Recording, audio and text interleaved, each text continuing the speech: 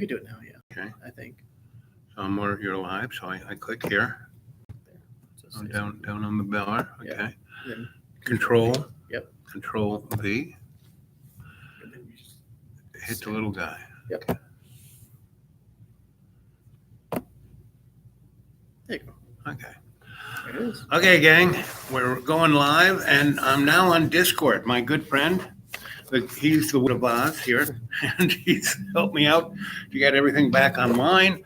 And thanks again. Later, buddy. So, walking outside, give you a little view. So it was snowing earlier today, and it was cold. It's cold right now. It's like maybe 14 degrees, and it had a little snow. You got to watch out for the ice now. And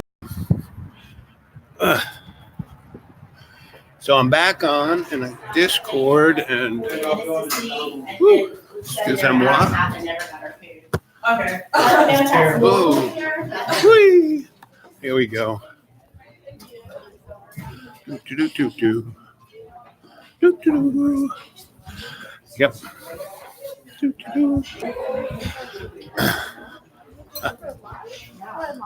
Woo.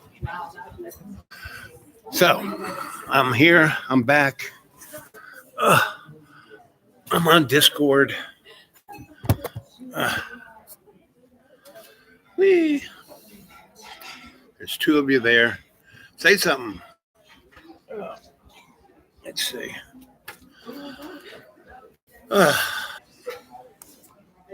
Hey, buddy, how you doing? I'm doing all right. That's good.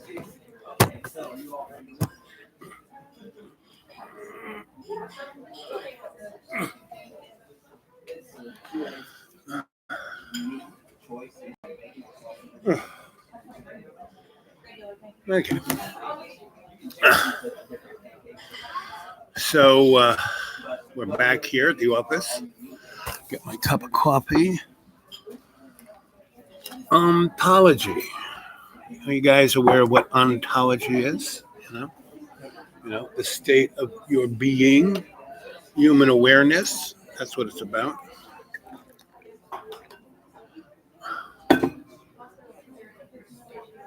Our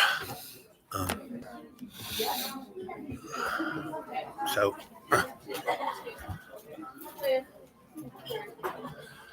oh man. Well, I'm back on my laptop, so I can talk stories, and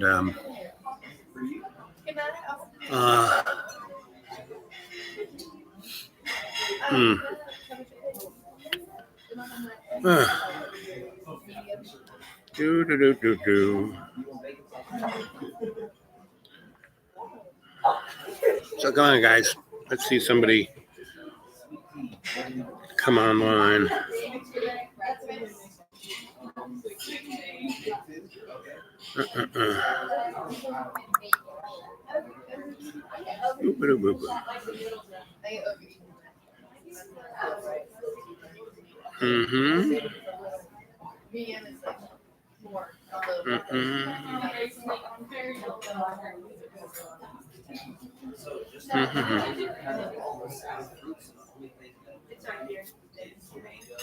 Where is it the field covered combo?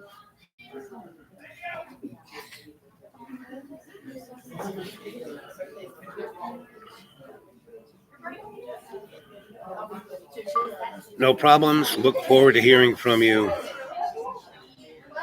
Be well.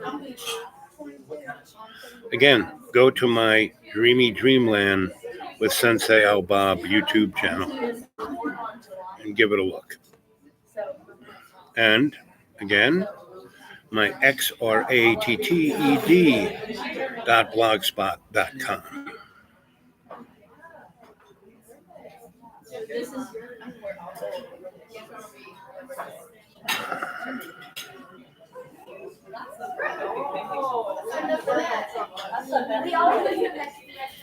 Anyway.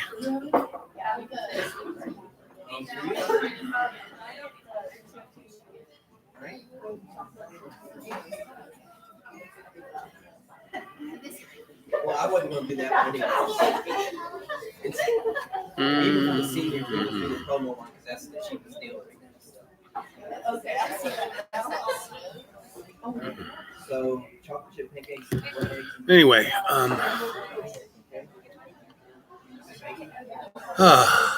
so that's all running around.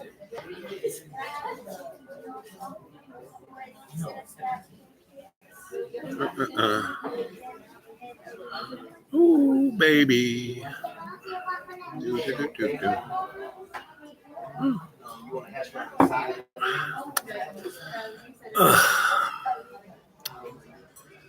So what am I talking about? All the,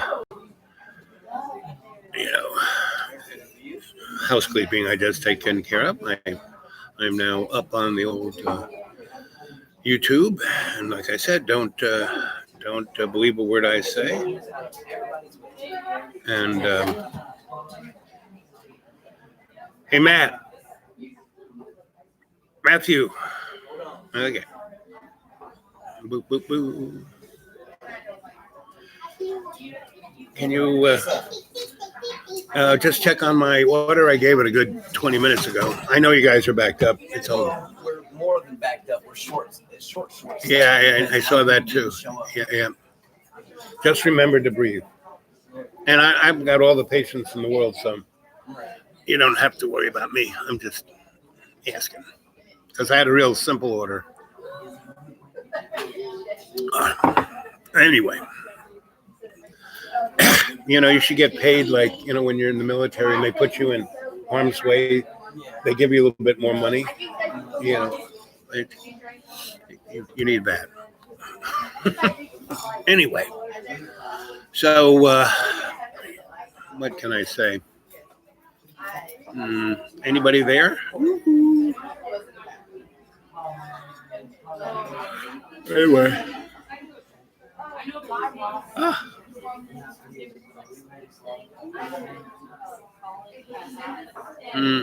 So this is a chat. It's not like, when I have my super short little guys. Queenie, how's my breakfast doing?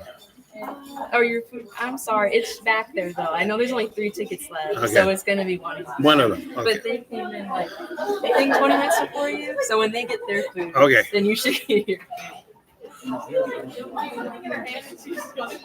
No, right. Yeah, my fourth time. That's how it is. Here at the IHOP world of oppressed workers. Well, that's pretty much everybody, gang, All you folks who, So ontology, I keep going back to that word. And that is the state of your being. How is your being, right? And your human awareness and your consciousness, you are being so bombarded by the digital platforms, like this little thing. And the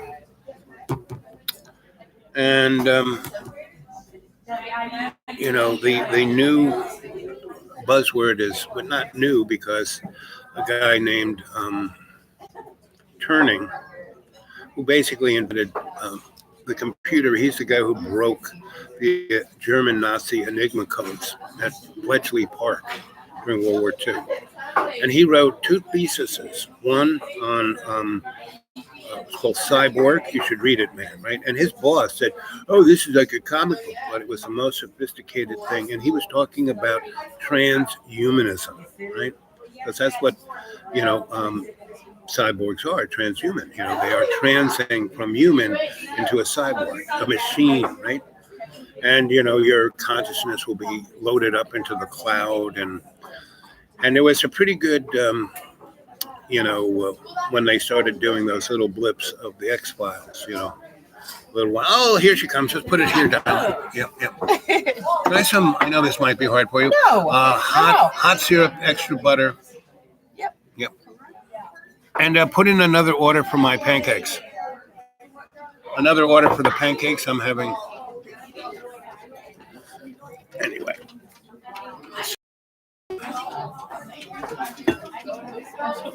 And one of the lone gunmen was killed. and sausage. Now there's two of you. Was killed just before the series ended, and he was the smart one, long hair, glasses. There was Fried Licky and the guy in the suit. So,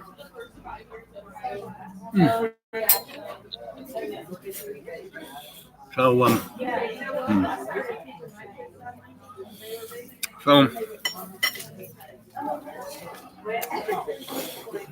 Mulder's phone rings, and it's one of the guys, and he's dead for like the last 15 years.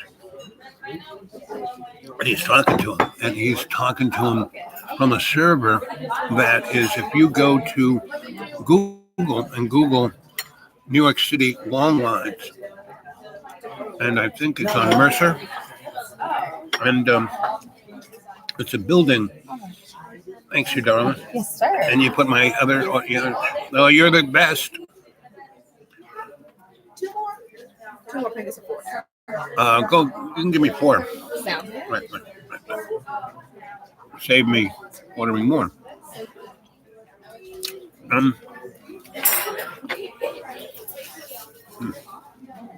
So, Mulder picks up his phone, his cell phone, and Mulder was one of the first guys to ever have a cell phone. He had one that looked like, car battery.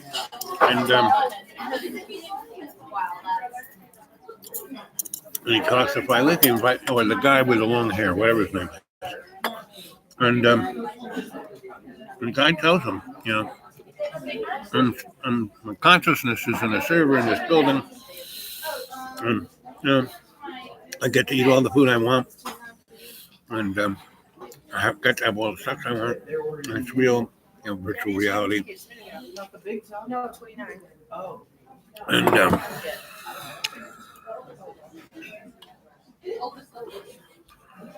just keep breathing, Matthew.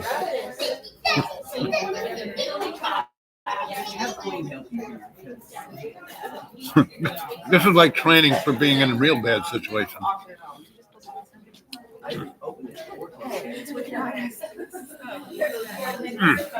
Anyway, and that was like 5-6 years ago. About 15 years ago, 2008, whatever that, how many years ago that is. The last day. 12 years ago. I was in Florida. Maybe it was 2006. I'm not quite sure. But I was hanging with my Rasta friends in Port St. Lucie. It was like living in Red Ground. Red Ground is this place above the grill up in the mountains where the real Rastas live, right? Rastafari, not the gangster Rastas. And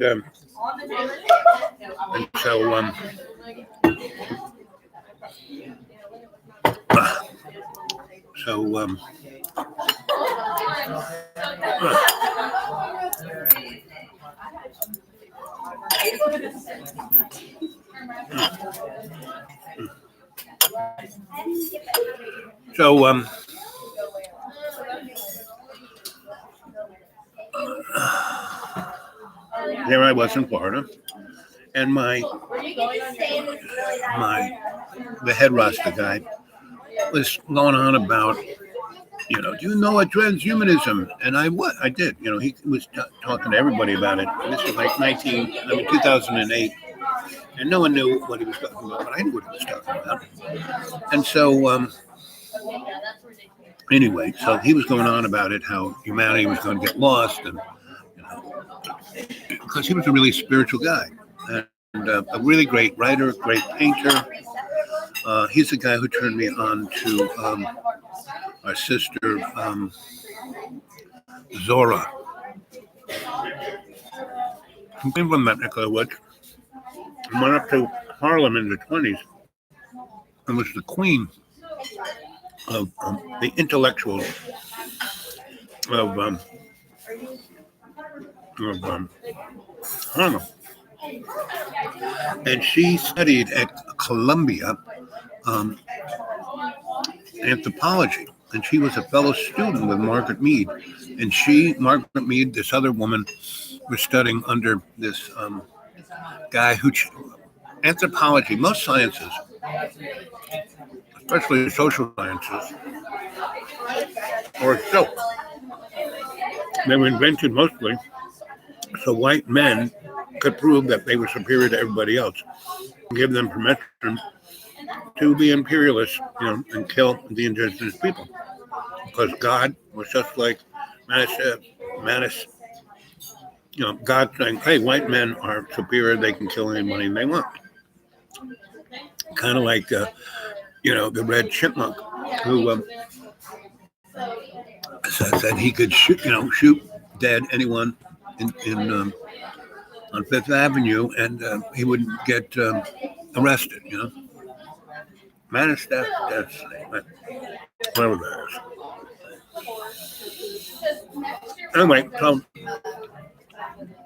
I basically, and if you go on my channel, go back about a year, where I played a lot of the stuff I did then onto the YouTube, right? And there are images of me singing with my Rasta friend. And it was really amazing because it was in the deepest of the deep hood. You heard AK-47s going up and the cops never showed up. Oh, you're the best. I'll bring you 2 more Okay. just in a moment, sweetie. No problem. All right, baby, there you go. You can actually do that there. And I'll use this plate. Awesome. You can take that. You can take these 2 little. Here, whoa. Take this one too. Okay. There we go. We will clean it up for you. There you go. Economy of pancakes. Thank you, dear. And we used to go out on Fridays nights and Thursday nights, and we would, Port St. Lucie, they actually had a pretty good fish market. They still had a little bit of the fish still there, and we would go there and get the stuff they were going to throw out on Thursdays and Fridays, and we would fry it up and give it out to people and do okra and rice and beans. And we'd have a drum circle. And it was truly amazing because first the police kind of looked at us like, huh? But they found that why we did it Thursdays and Friday nights was that was the highest. And, 3 or 4 people died every freaking Thursday and Friday night, right? And when we did the drum circles with frying food for the people, they, the police calls went down by 300%. And that is basically proving that what we don't need to put more people in jail. We don't need more laws against this or that. No, what we need is a community, right? When we would do this community thing, people started acting like humans and stopped acting like animals. And it was a beautiful. The main drag on Port St. Lucie was beautiful, but as the gentrification and redlining, it really, half of the stuff on Main Street burnt down. And the county was ready to gentrify, and they put new sidewalks and new streetlights. And whenever you see them putting a new water, sewage, and gas lines, electric lines, and putting in new sidewalks and roads, that's gentrification. And they call it urban renewal, right? And so,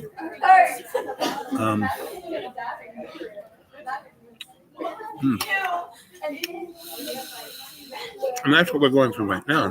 And these fires in Australia and in California are a form of redlining. They want to move the people out of the country into, these cities of, the Internet of Things, where everything every piece of clothing you wear, your car, your hat, your refrigerator, your toaster oven is surveilling you, right? And that's why these things were given to us. Huh? Yeah. Surveillance economy. There's a book called Google Surveillance Economy. The top Wikipedia result. On what? Economic epidemiology. Oh, look at that. Economic epidemiology is a field at the intersection of epidemiology and economics. However, economic epidemiology also encompasses other ideas, including the role of exterminating global diseases, comments, and how individuals' incentive can influence the outcome and cost of health intervention. Okay, very nice. And that's, again, another perfect example of transhumanism. My little,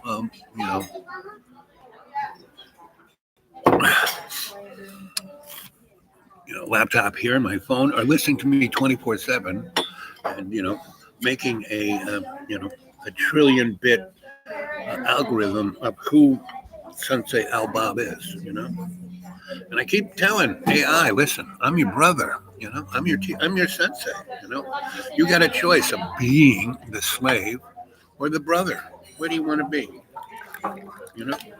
You can be part of all our relations, or you can be a slave. You can be that guy on the horse with the shotgun. And that's what China is quickly doing. They have more, CCTVs than anybody. They have this thing called, we have a credit rating. They have a social rating.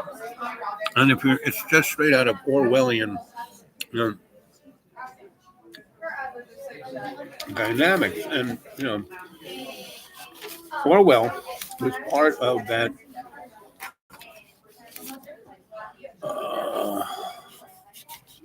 what do you call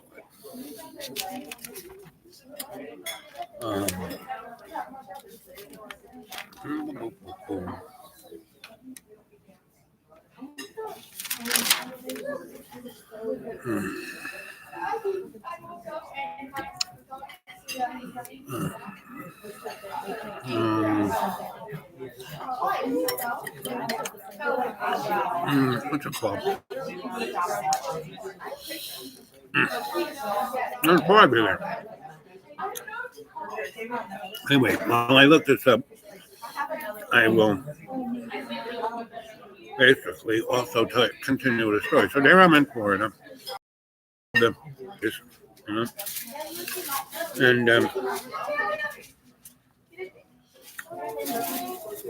And there I am.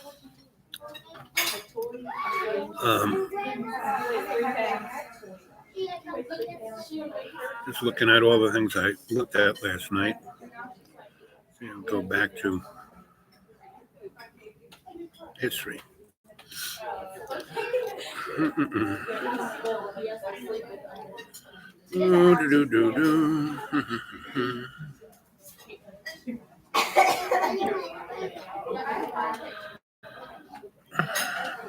And near between Jensen Beach and, between Port St. Lucie and not Malibu. Forgot what it's called. Oh, where is it? Oh, here it is. Fabian socialism, right? So there's socialism, communism, Fabian socialism. What is Fabian socialism? Truth Stream Media, a great channel. It's this couple that does great shows. They're really into mind control and pretty much everything of the New World Order. And so they're scholarly. Guys like David Icke are, they have this. David is righteous because he's been going on about this since '91, before pretty much anybody else. I mean, there were people way before him, but he's still doing it. The rest of those guys, like William, Bill, guy who wrote "Behold the Pale Horse," he wanted to go out in a blaze of glory, so he did. David Icke is just going to keep, he's like the tortoise. He's just going to keep plugging away. So he's the anti-Fabian. He uses the same kind of motif of just keep plugging at it. But if you go to TrueStream Media, go watch their video on Fabian. It's called the Fabian Window. And basically, it is a cousin to Albert Pike's vision of the Illuminati, right? The Illuminati was invented by this, I mean, it really goes back to the mystery schools, but what is known as the Illuminati was started by this German guy, back around right around, the beginning of the United States. And all of those founding fathers were all Masons, and so was this guy. And so, comes from all of the above. So there's real convoluted, really interesting dynamic of what humans go through. I mean, there's 3 levels of the human experience. I keep telling you the story of Buddha at the side of the road, right? And Buddha, it's like luminescent, and a traveler, wow. He goes up, pulls on his toe, goes, "Yo, oh man, are you God?" And Buddha looks down at him and goes, "No." "Well, what are you, man? Are you a magician? I mean, what are you?" "No." "Well, what are you?" And Buddha replies, "I am awake." So, to be awake, you have to be cognizant of 3 things. 1, there is what's going on in the everyday. You're paying your bills, you're watching Fox News, you have this idea of what reality is, right? But that's the illusion, because the only thing that is real is love's co-creation. Everything else is an illusion, right? And all of this illusion, comes from the Luciferian motif, right? And what's that?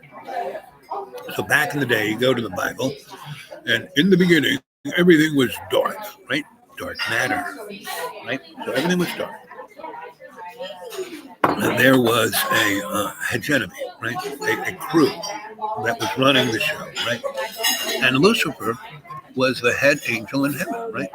The most beautiful, most luminescent, most amazing creature that love's co-creation ever made. But once love's co-creation started the ball rolling on this universe, love's co-creation kind of took a vacation. Took a hands-off motif on what was going on, leaving Lucifer in charge. And he was happy as a clam. But in that forever time, that dreamy dreamland time,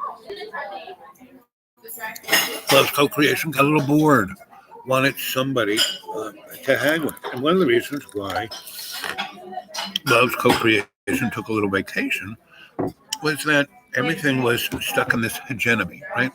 How it's going to be, right? Forever. And that was kind of boring because there was no chance of anything being any different. And so,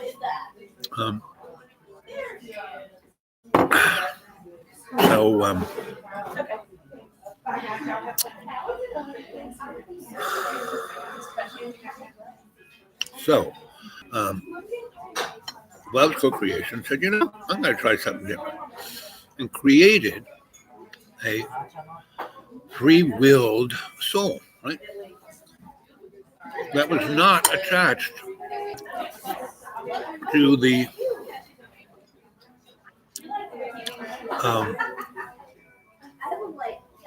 hegemony of Lucifer. So Lucifer got so pissed off because he was the most beautiful, the best, the top of the heap, and he hadn't been in co-creation with love forever until he was like a child, being ignored by his parents, right? And what love's co-creation is this yin-yang symbol, right? There's the event horizon, that's the circle. The little black S separates the white from the black. And the white is this Luciferian illumination. Black is where love's co-creation, where everything is, dark matter. Inside that blackness is a little dot of white. And inside the whiteness is a little dot of black. Hey there, artist. Is John okay? Well, I haven't seen John since May. I mean, that's when the last time John Birmingham flew me, not last time, John Birmingham flew me out in May and came to the Deep Green, and it's beautiful, right? It's like the Garden of Eden here. And then I had to, my real good doctors are in Roanoke, so I went back and stayed with friends and got taken care of, my eyes operated on, etc. And John, oh, please come, I haven't seen you. And that was around, July 10th or 12th, around then. And I was there, and I didn't last more than 4 hours before John got, you come in here, blah, blah, blah, blah, blah, blah, blah, blah. And it was totally off the hook, right? So he threw me out. So I went back to my friends, stayed another couple of days, and came back to the Deep Green. Had to come back to get my eyes operated again into September. And, I, again, called up John, how are you doing? Because out here in the Deep Green, I have to drive 24 miles to make a phone call.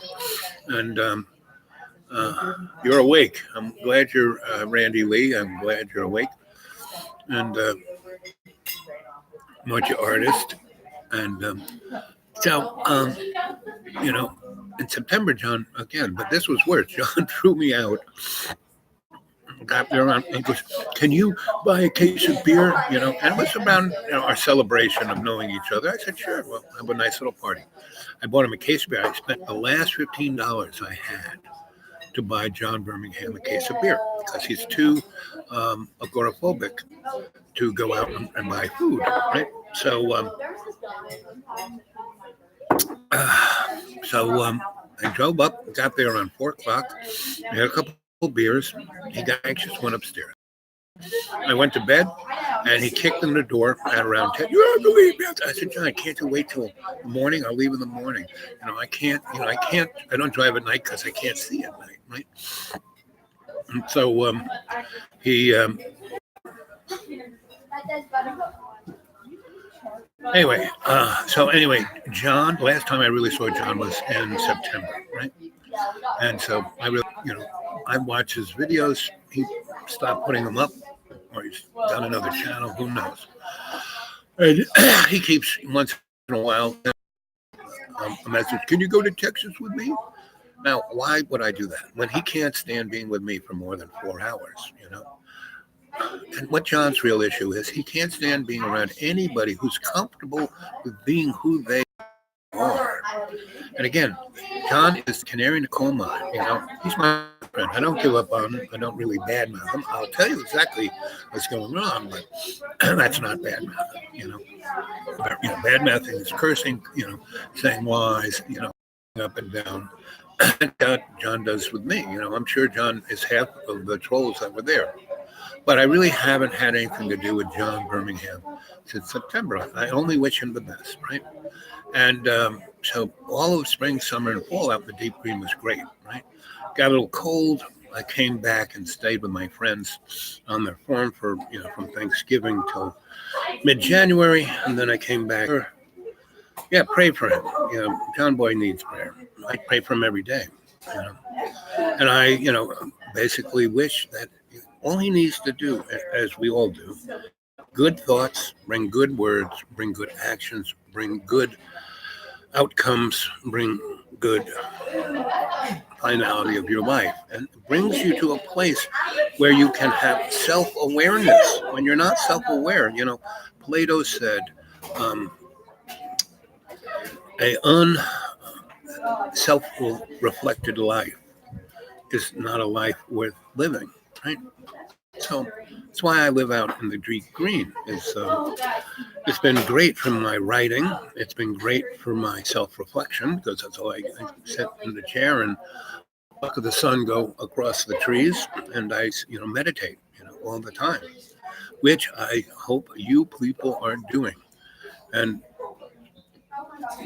so 5G is basically runs on the same frequency. I mean, good old Elon Musk. Where did Elon come from? But South Africa. He's a Kappa. He's a white. Have you heard? Go and listen to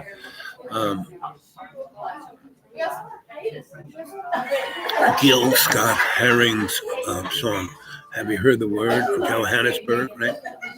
And the other great song he has, This Is Just a B Movie, and that's where we are. He wrote those in the 70s and 80s. One of the great poets. He's the guy who started hip-hop and rap. And do you know who Gil Scott Heron is? Any one of you out there, right? So 5G is just the vehicle to basically bring humanity. One of the last poets, that's right. He was a bard. And so 5G is the vehicle to basically, bring MK Ultra from the chemical process into the electronic process. All of that air, chemtrails they're spraying. You should go to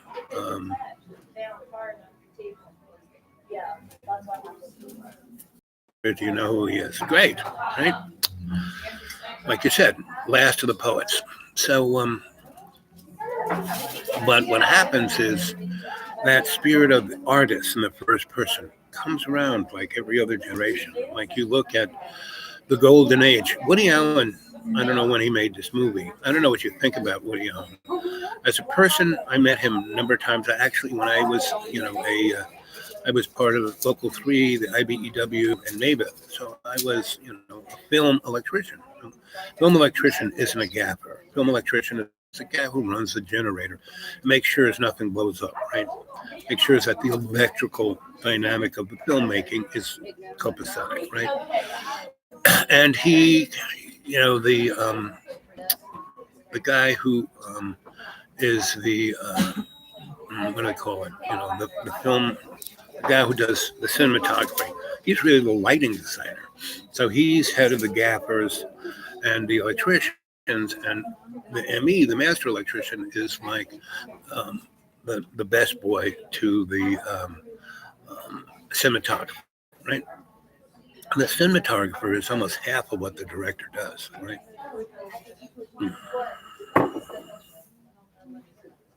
Oh, you're a broadcast engineer. Now, you're a smart guy. I had a buddy of mine. I have a number of broadcast engineer buddies because I was part of this thing called the U.S. Psychotronic Society. And that was guys who were trying to make electronic devices that would basically do what 5G is about to do. But we did that in the 60s and 70s. We were taking Tesla devices and back engineering them, right? And we were there was a place in New York City called Radio Row, where stuff from, Tesla times and World War I and World War II and the Korean War were sold. You go in, and they have these old warehouses downtown, which are now, they've torn them down and put condos up. It's kind of near Wall Street. It was kind of below, it's kind of where World Trade Center was. Radio Row was kind of where World Trade Center was. They tore those buildings down to build the World Trade Center. And but as a kid, I used to go there and get all these amazing, scalar devices. And then, maybe 15, 16 years later, I was about 9, 10 when I was doing that. And I found all these old guys doing that. And I was working for Grandpa Stahl, who was, started Local 3. Anyway, so I met a whole bunch of guys, Local 1212, broadcast engineers. And there was this one guy I knew who was in the Midwest, and he would come once or twice a year for a conference that they'd have in New York, and then he would go down to Radio Row, and his station, I forgot where it was, but it was somewhere in the Midwest, and he built he was an NBC guy, RCA, right? General Electric. He built that station's, color transmitter by hand himself for that station. So those are kind of Local 1212 guys I knew, old guys who started that local. And I was of that age. So I'm a little older than you are, Ernest. I'm pushing 70. So when I was, I grew up in the 50s. I was, 10 in 1960. And between between 9 and 20, I was, I worked for, the Stalls, and Grandpa Stahl started Local 3. Had the first. I lived in Queens, New York City. Really, I worked for Metro Media when I was 16, and my father knew the guy who was the head engineer there, and he had worked for CBS, and he was in Dallas when Kennedy got shot, and he was there. He was privy to the realization that it was an inside deal, because they had him set up the cameras and the microwave transmitter at, he got there 3 weeks before Kennedy showed up. Instead of going to Cow Palace, they had him set the cameras up in the basement. Yeah, Channel 5, Metro Media, and the flag station of Fox. And this guy, he basically was sent there, and he put the microwave stuff up at the police station and put the cameras up in the basement, and it was black and white. And so they set the cameras on from that door coming in, going down to where the car parking lot it was, and the other one going out onto the street, and this other one coming from a different angle. And there were 3 pipes in the background, and they colored them different colors, like red, green, and pink, right? And they set him up. He got these orders, like military orders, and he was from the military, so he could relate. And but he had, why am I doing this? And I said, don't worry about it. Anyway, hours before, so Kennedy gets shot, right? And the lone gunman is brought to the police station, Oswald, and and so they bring him in to take him over to the other courthouse, and hours before he gets his shooting script, right? And it's, as soon as the guy comes through the door, start your stopwatch. At so many seconds, go to camera blue. At so many seconds, go to camera green. And so that's why they caught on television Oswald coming through those doors and those big burly policemen holding him out like, don't shoot me. Here he is. And then, they got, and they put a key light on, because the light was coming from the back. And so they could get, the guy who shot Oswald, and everyone knew who he was. And if you go to Joseph P. Farrell does an amazing job of telling you all the backgrounds of all the people who were involved and who was doing what. And he has one called, go read all of Joseph P. Farrell's books, and go to Dark Journalism, because that guy it's on YouTube. Dark Journalism is on YouTube. And you can see all of the guys interviewed everyone under the sun, right?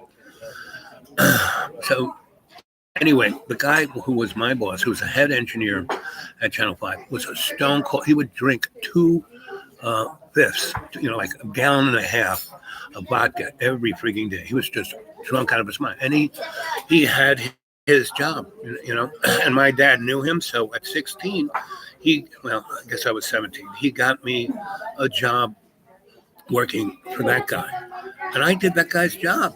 You know, I was like what you were, a broadcast engineer, but I wasn't. I was 17, but I was doing, I had, Bob wants us to do this, so let's do it. And I would tell the other engineers and lay it all out for them. And then and why those guys liked me was I didn't boss them around. I was just the voice between the boss and what they need to do. And I'd let them alone and I would show me, what are you doing? How are you doing it? I want to learn. And they liked that I wasn't a pushy kind of snippy rich kid, telling them what to do, but letting them do what they knew how to do. And so I fit in quite well there. And I could have stayed there. And my dad, but then I went back to, prep school. And see, my whole life has been punctuated by all of these transitions. I keep transitioning, from this to that to the other thing. So I went off to, that. And then, Grandpa Stoll got me into Local 3. And I worked on, instead of going back in the summertime to Metro Media. And what happened was that guy died of cirrhosis of liver. So they got, an unalcoholic in there. And I no longer had the in, but I could have stayed and gotten into Local 1212, and I could have done a lot of interesting things. But, I did other interesting things, right? I got into Local 3 because Grandpa Stoll wanted me to have a master electrician's license in New York, right? So you needed 16 years of consecutive W-2 forms, and you needed experience in Local 3, and you needed all these things. So he made sure I had all these things. Have you seen Dark Journalist's new interview regarding a fellow who worked for Nixon? Yep. Kissinger. Yep, that guy. Yep, that's a very good. I mean, all his things are extraordinary. And what I really like about Dark Journalist is that he's not like, the Leak Project or any of these other projects, and even, I really love David Icke because he's done it for so long and he's put up with so much. But, he, the Dark Journalist guy is just following the crumbs, right? And he's always, I really like about that guy, he puts everything so you can do your own homework. He puts it on the drift down below. Yes, Alan, provide every link you can. I just barely got back on. My guru came back and he fixed my laptop, etc. So, and I'm just a griot. I tell you a story, and I constantly tell you, don't believe anything I say. Go do your own homework.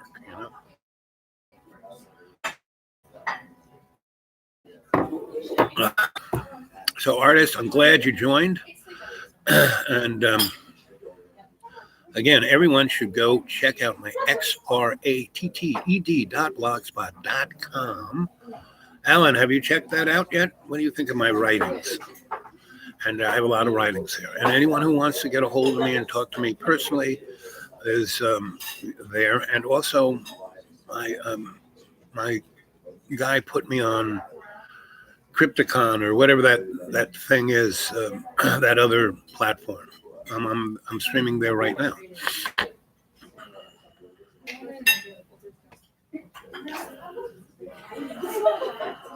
Good. I'm glad it led you to me.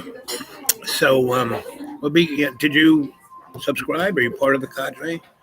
It'd be nice to build up the cadre. It's really interesting how I have, I'm getting close to 100,000 viewers who watch me, and they come on emails. Oh, I just, I don't watch TV anymore. Listen to anything. All I do is have you in the background. Yep.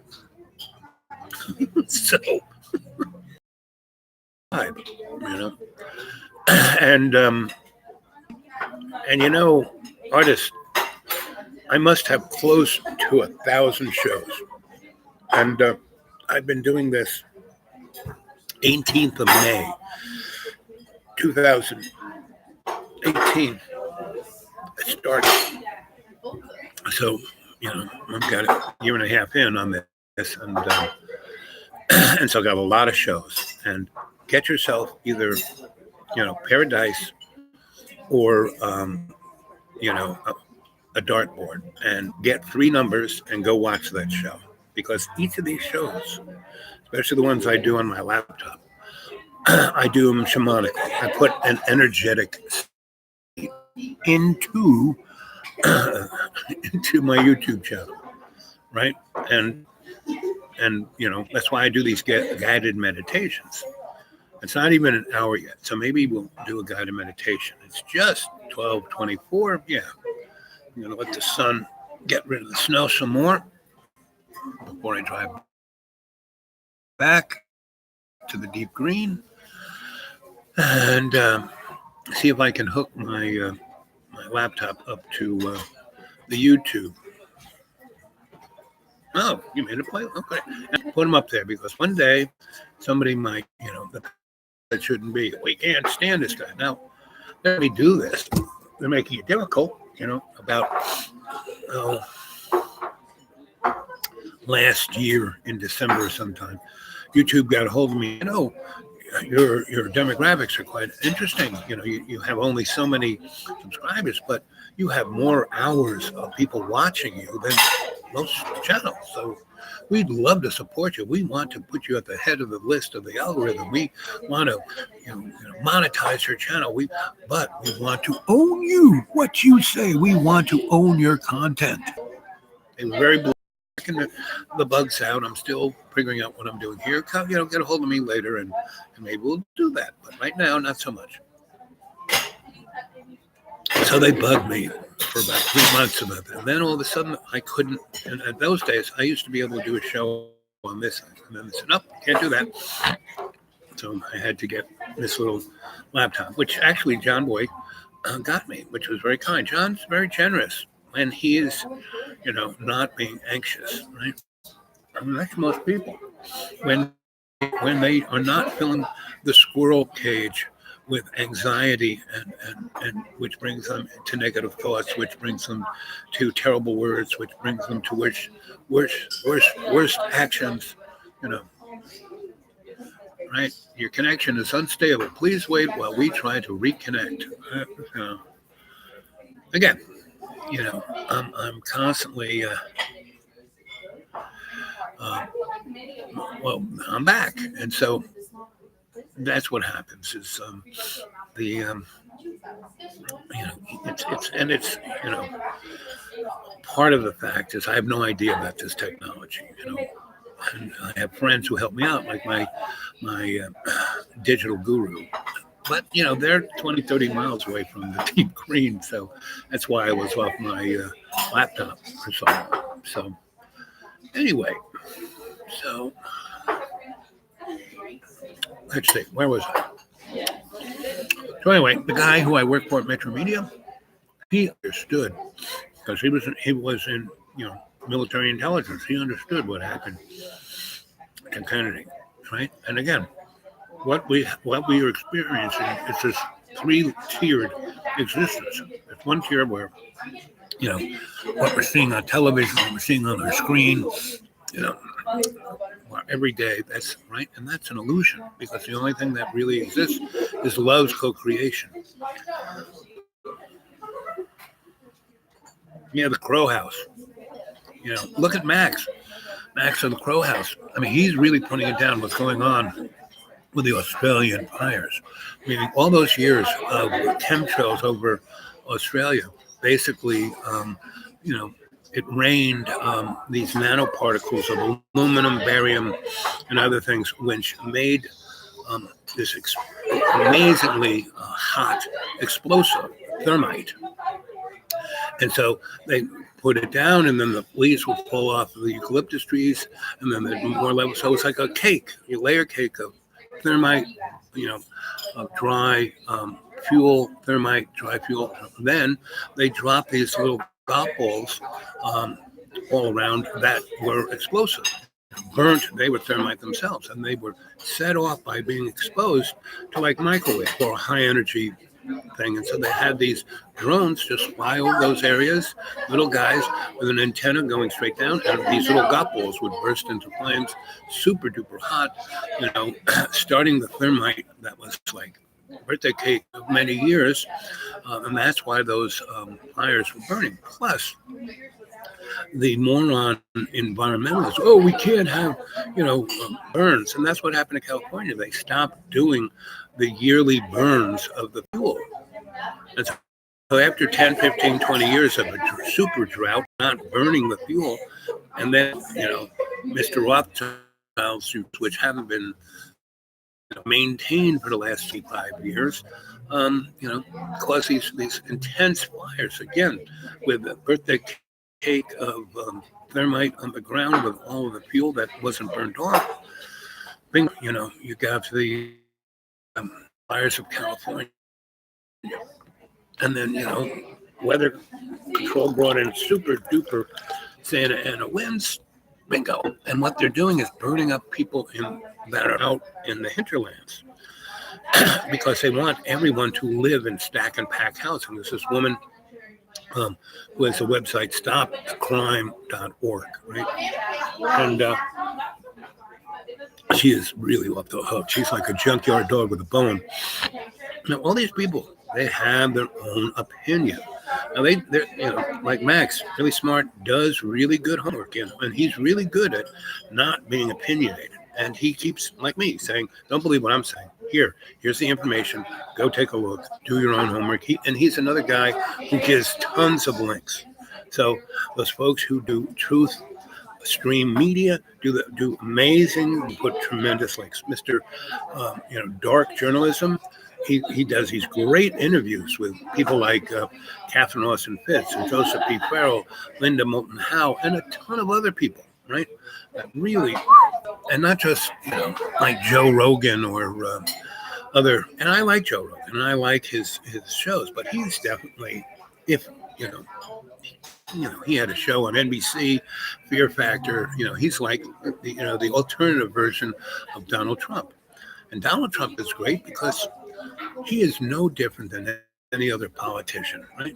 And but instead of lying behind it, he's not like in the Wizard of Oz, and the powers that shouldn't be put him in power to be the distraction while they disassemble our country, right? That tax break for the uber rich, like. Right now, 4% of Western, Europe, the Anglo-American elite, 4% own 60% of the world's assets and GDP, and Russia is no, Putin, come on, forget about it. You look at what he's doing with his government, it's quite interesting. But his GDP, Russia's GDP is smaller than Texas's, right? We spent $1 trillion on the DOD. And then when you put in the Energy Department and all other stuff, we've spent just last year $1.5 trillion, $1.5 billion on military, right? Who are we scared of? Russia spent $60 billion. And, they're making, super fast missiles. Well, that's what an ICBM is, a super fast missile, right? Anyway. Don't believe anything I say, and surely don't believe anything anyone else says. Do your own homework. Max Igan of Crow House done an excellent job,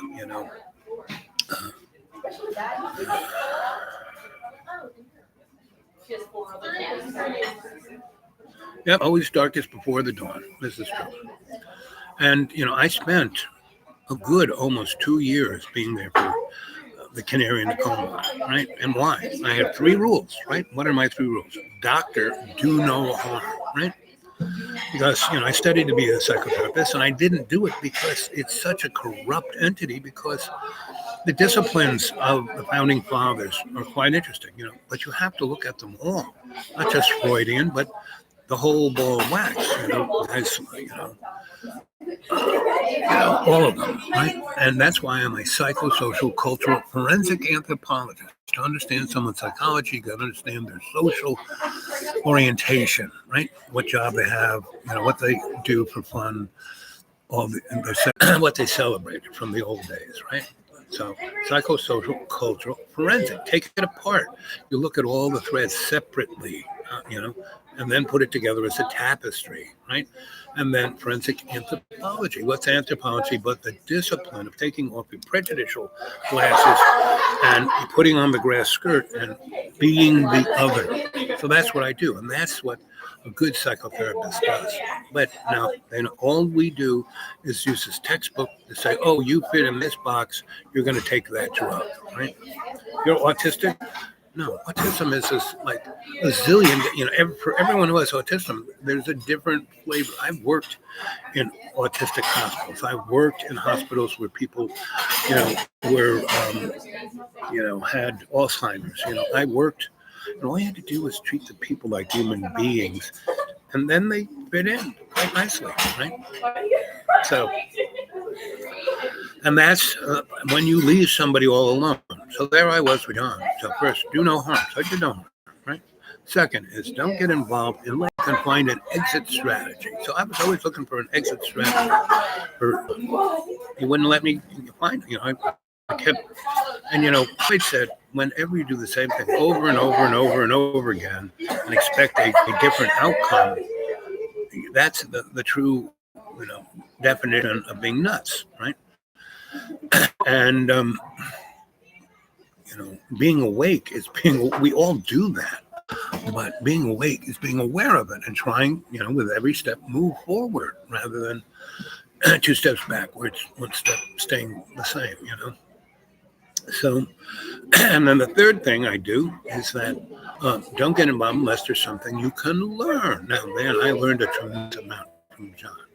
Because John was like the whole textbook rolled up in one. And that's why he is not what people think he is. He is just a Libra out of balance. He is like stuck in a seesaw loop. If you know any Libras, or you are a Libra, you know that when you're in the seesaw loop, it's bad. But when you can be balanced, when a Libra is balanced, you can't beat them, right? So that's, now I'm an Aquarian myself. What is an Aquarian? But a guy who wants to know everything about everything. Doesn't want to be an expert. He wants to be a master, meaning I used to master skills, and people would go, and then I move on to the next, and they go, oh, you're a jack of all trades, master of none. My grandma and people of her generation, who were born in the 1870s, 80s, and 90s, these were pretty amazing people, right? They were, children of the Enlightenment, and so I had all these great, amazing mentors. I grew up in New York City, and my parents lived on Park Avenue, and my grandma lived in Harlem, and I knew everything in between. And that was quite an exposure. And so I realized at an early age that nothing was as it seemed to be, and the thing is to learn, right? So I don't do anything unless I can learn, right? I'm not there to know everything. I'm going to know. Now that's why I'm a Griot. I'll tell you a story. I'll go on and on and on, but I won't say I'm an expert on this. So I got more degrees than a thermometer. But I got these degrees because I spent almost 30 years in universities doing research. I was a scholar. I called myself an itinerant scholar, and I worked for different entities like the Ford Foundation, and the Rockefeller Foundation, and entities like that, like Brookings and people like that, and DARPA, that I would study the basic information, and I wouldn't be prejudiced, meaning I spent a good deal of studying, being brought to Egypt to look at artifacts that were just being freshly dug up. And I wouldn't go out there with the guys with the brushes or hang out with them. I would hang out with the bosses. I wouldn't even hang out with them. They would come in with a suitcase of really good stuff. Thank you, darling. I'm still eating. I'll have another. Do you want to? Yeah. Thank you, princess, goddess, queen. So, Anthony Adia, Randy Lee, my husband, is a Libra. So, Randy, what do you know about your experience of Libras? The seesaw or really balanced, right? And almost anything can set a Libra off. I mean, I used to take my Libra friends to go, so what do you want for lunch? And they go, if I told them, boy, this is really good, let's try that out, they would try it out. If they were, evolved Libras.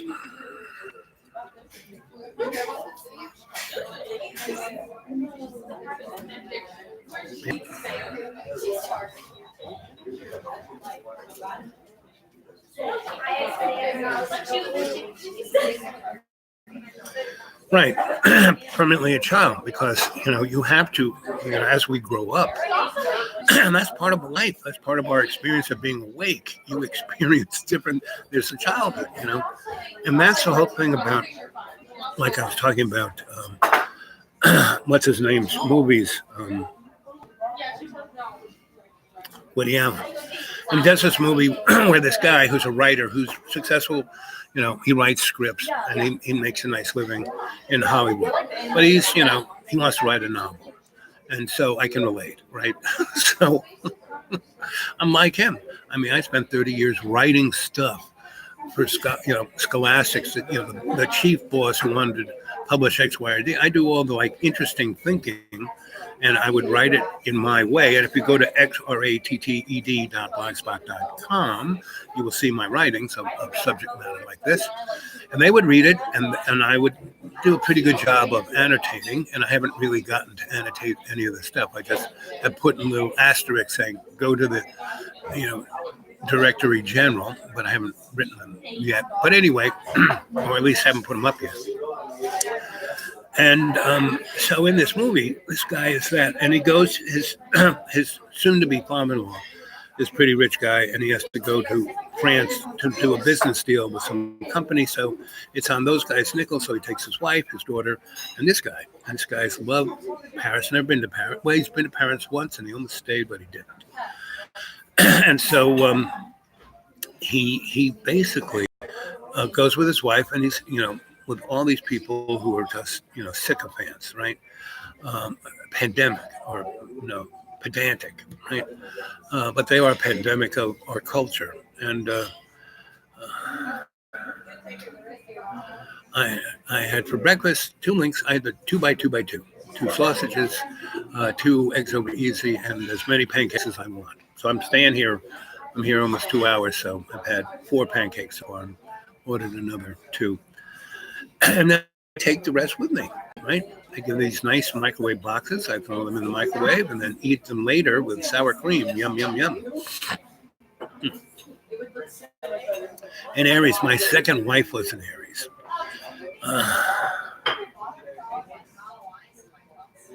And Aries are like a fine wine that you really have to appreciate.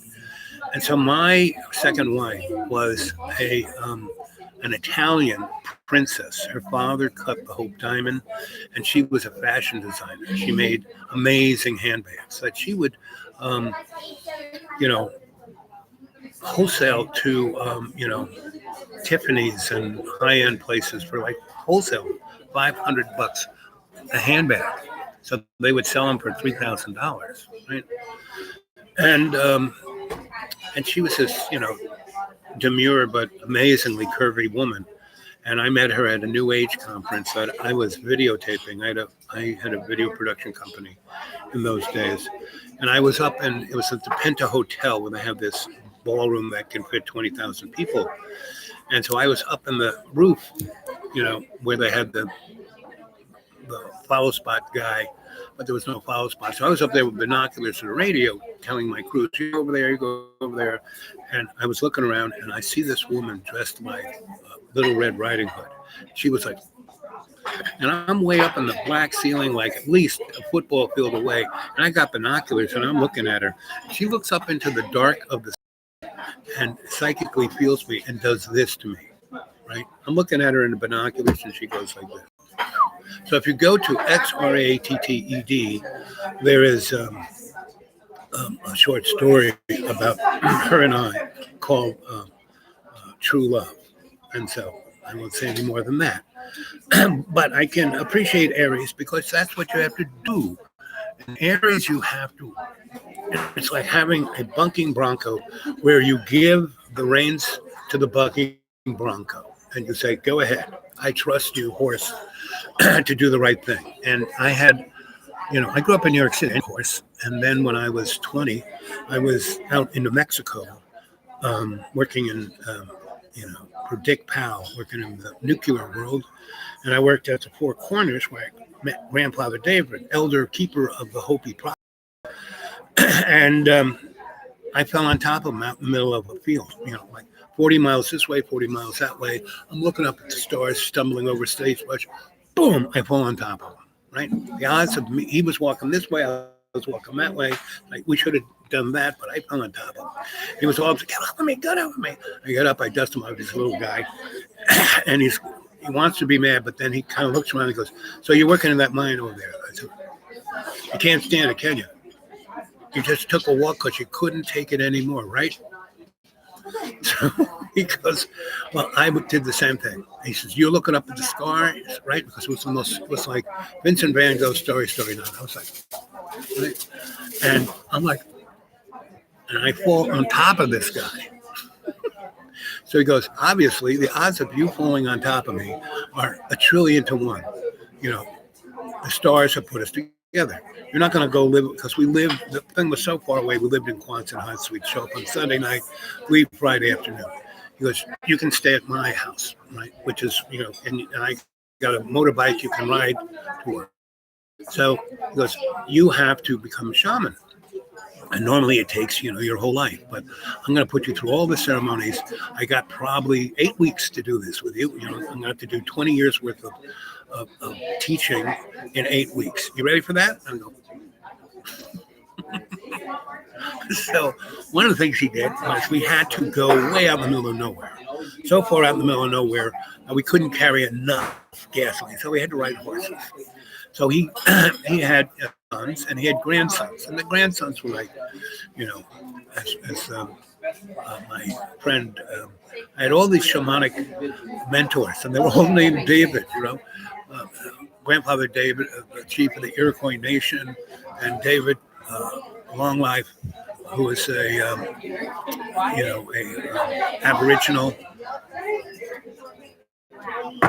and he had lived in the Nukunba to the point where he was one of the last Aborigines who was one of the first guys to see a white guy.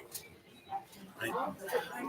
I mean, he was like that character Johnny Depp played in High Yellow Silver, Lone Ranger, right? So anyway, Grandfather Dave, the Hopi elder, basically, so you're gonna have to learn how to ride a horse. So this weekend you're gonna go over to my son's. He's got horses. His grands, will get you a horse. And so the grandsons thought it would be funny. So they gave me the nastiest the horse that they just couldn't even put a bit in its mouth, right? And so, and they couldn't even get near, couldn't put a lasso around its neck. And no, this horse was like, right?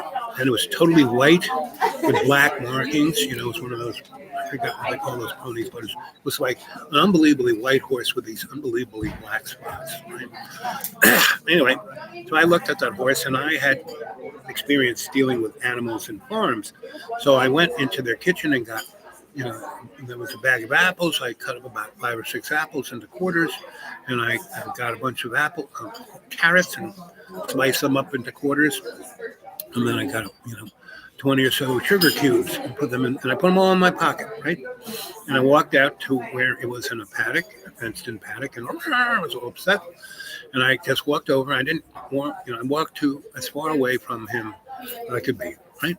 And I put a carrot on top, and these fences were at least 7 feet high, most horses could jump over. So I put on the 4x4, I put a carrot up there, and I put an apple over there, and I put a couple of sugar cubes on that one. The horse kind of, and I didn't do anything except stand there and look at him and go, it's okay, breathe, right? And I did my shamanic guided meditation with the horse, right? And so he stopped getting upset. He came over, he kind of smelled me, and then a carrot. Oh, look, an apple. And then he went and kind of licked the sugar cube and said, nah, I don't like that. So I took out another carrot and I just held it in my hand. No, I put it up on the thing, 3 or 4, and then I put one in my hand.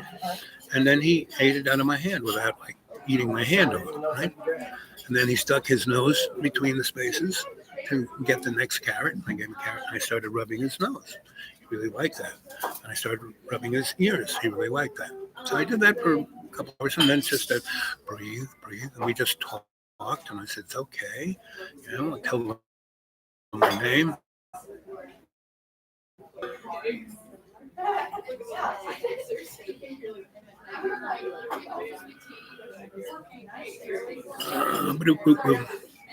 Anyway, so after about 2 days of me giving him carrots and rubbing, I got a brush. It was, I found one in the shower that I had a long stick on, so I kind of started to brush his hair on his head and on his mane, and he really liked that. He kind of sideways, and he would do that side, and then turn around and do the other side. And then about the 4th day, I kind of opened up the thing and went in, right? And I had a bunch of carrots and apples, and I put them on my open hand, and he didn't bite my hand off. Thank you, Princess.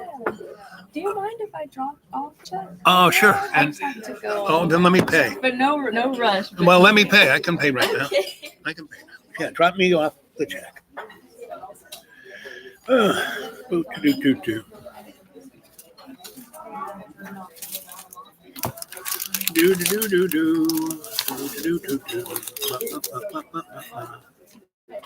Thank you for doing that. You're welcome.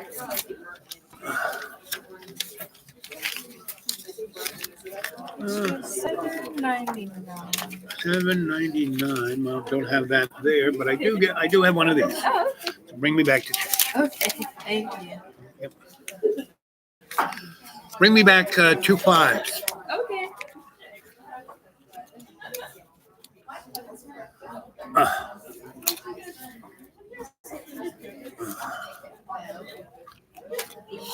So I became his friend, and I brought out a blanket and a cinch that goes around the animal, right? And I put the blanket on first, and he got used to that. Then I put the cinch on loose, and then we tightened it up so I had something to hold on to, and I wouldn't pull out the horse. And I kind of, didn't put a bit in his mouth. I just kind of put a silk robe sash around his neck so I could just, show that I had something on his neck. Not hard, didn't pull, just let him. And we walked around for a whole day, just walked and walked. And I kept brushing him with a stick and kept giving him apples and carrots. And the next day, I had them put a big box in a little box so I could step up and easily get on his back, right? So I did that, and I got on his back, and I just let him walk around with me on his back, right? And I didn't have I kept, it was like he had a bandana back, right? So I could hold on. But mostly I held on to his mane. And we walked around, and then, it took me all of 5 days to get this crazy horse that no one could get near to, and I could get on his back. And then we rode miles and miles and miles. And he loved riding. And he had the best gait. That he was just this fluid character. And so we went to this site where Grandpa David. And one day I'll tell you about that ceremony. I'll tell you about all of those ceremonies. Oh, Lena, good to see you. So, Aries, right? Aries are this great, if you let Aries do what they want. So I had this video company, and my outside producers were only Aries, because they were 80% of the time, Aries are right. That's why people get really upset with Aries, because they're always right. Who likes that? Me, they were working for me. I liked it that they were right. So I would tell the crews, listen, they're in charge. You do exactly what they say. They're got the authority of me. They're in charge. And that made them so happy. They did such a great job. We would do all of these industrials. That's pretty much what we did, industrials. And we did a TV show called Potato Wolf, right? And most of those folks who work for me came from Potato Wolf. So you can go Google Potato Wolf. It was, umbrellaed by this art organization we started called Collaborative Artist Projects. Started in the 70s. Anthony, good to see you. Can you give a quick rundown on all the star signs? Well, I am not an astrologer, but I'll try.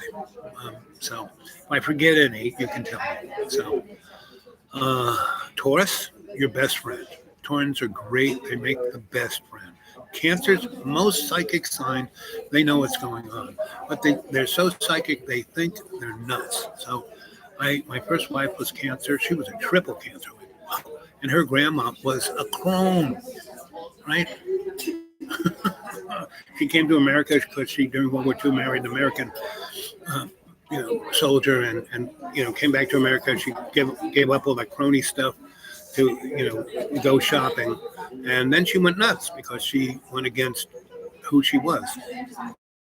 And my first wife was in that, everyone called her nuts, but she wasn't. And I realized, you're triple Cancer. Oh, wow. She was, we'd be driving along and I'd be, my foot would be heavy on the accelerator. It's a copper on the corner. We'd go a couple miles, it'd slow down, there'd be a cop there, we'd get by, right?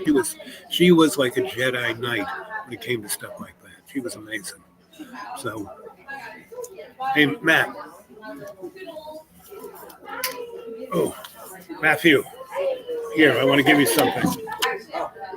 Appreciate it. Just for the day. Thank you. Yeah, baby. Like I said, you're needed. What do they call that when you're getting shot at from every side? They give you a little bit more money. Right. It's not much, but it's a. It's something. It's a sympathetic appreciation, Yeah. Yep. What is this girl's name? With the glasses. Princess, come here. What's your name? My name is Desmond. What? Desmond. Desmond? Yes, sir. Thank you. Yes. How Desmond. sweet of you. I had a really great friend named Desmond. Really? Yes, and his father worked for a super rich, and he ran the dog. They had dogs, and they had whippets. No, keep that. He gave me one too. Can you go back to the back and get me all ones? And so that kid's name was Desmond. And we used to go to Awesome. the dog show and walk around all these rich people with these little whippets. Really? So when you tell me Desmond, that's. Yep.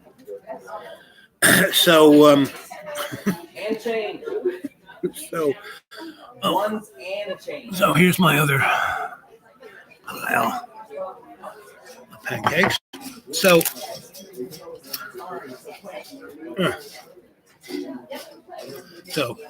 that's a Cancer. Most psychic sign there is. And if you can be supportive, that's all they need is support. Not monetary, but emotional support. And that's why she and I had a great time for 8 years. And I built her emotional strength up to the point where she could go off on her own. And that's what she wanted to do. So that's why we kind of split. And we only got married. We got married in London because she didn't want to get married. But her father, who was also psychic, amazingly. Thank you, Princess. Yeah, give me another hot one. And you kept the change, right? Yeah, like you said, right? Right. Thank you so That's much. what I meant. That's what I meant. And the secret is, like all I have to my name is about $32. But if I give them a little bit more, they'll come back. And so I married her because we were doing a photo shoot in London, and she refused to work unless I married her. And one day I was walking around through the old city of London and saw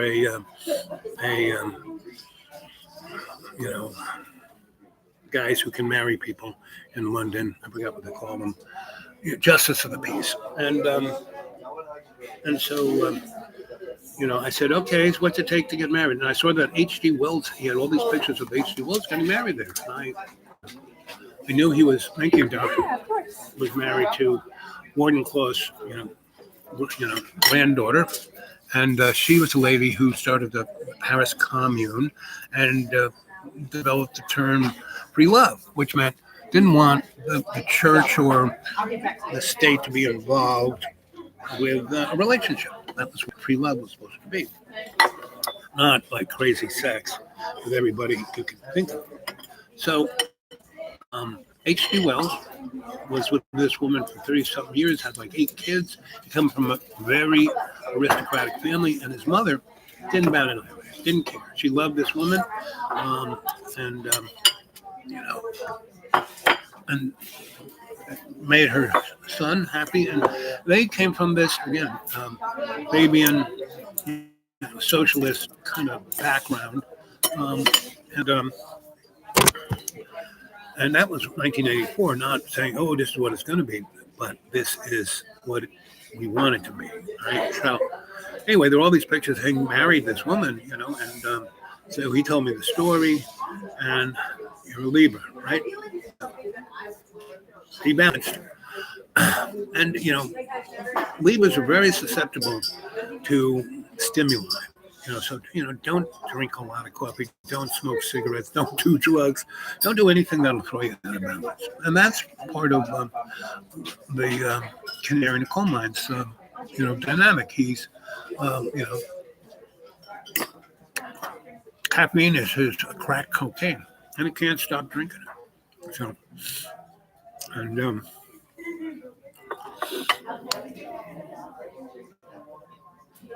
so anyway,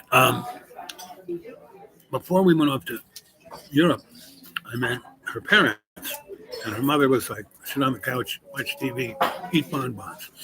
And her husband was like a rocket scientist, but because he came from the lower class, he went off and fought in Korea and became super genius on microwave. And when I met him, I know all about microwave, so we had this bond. But he was worked for Raytheon, and he was getting paid less than the janitor.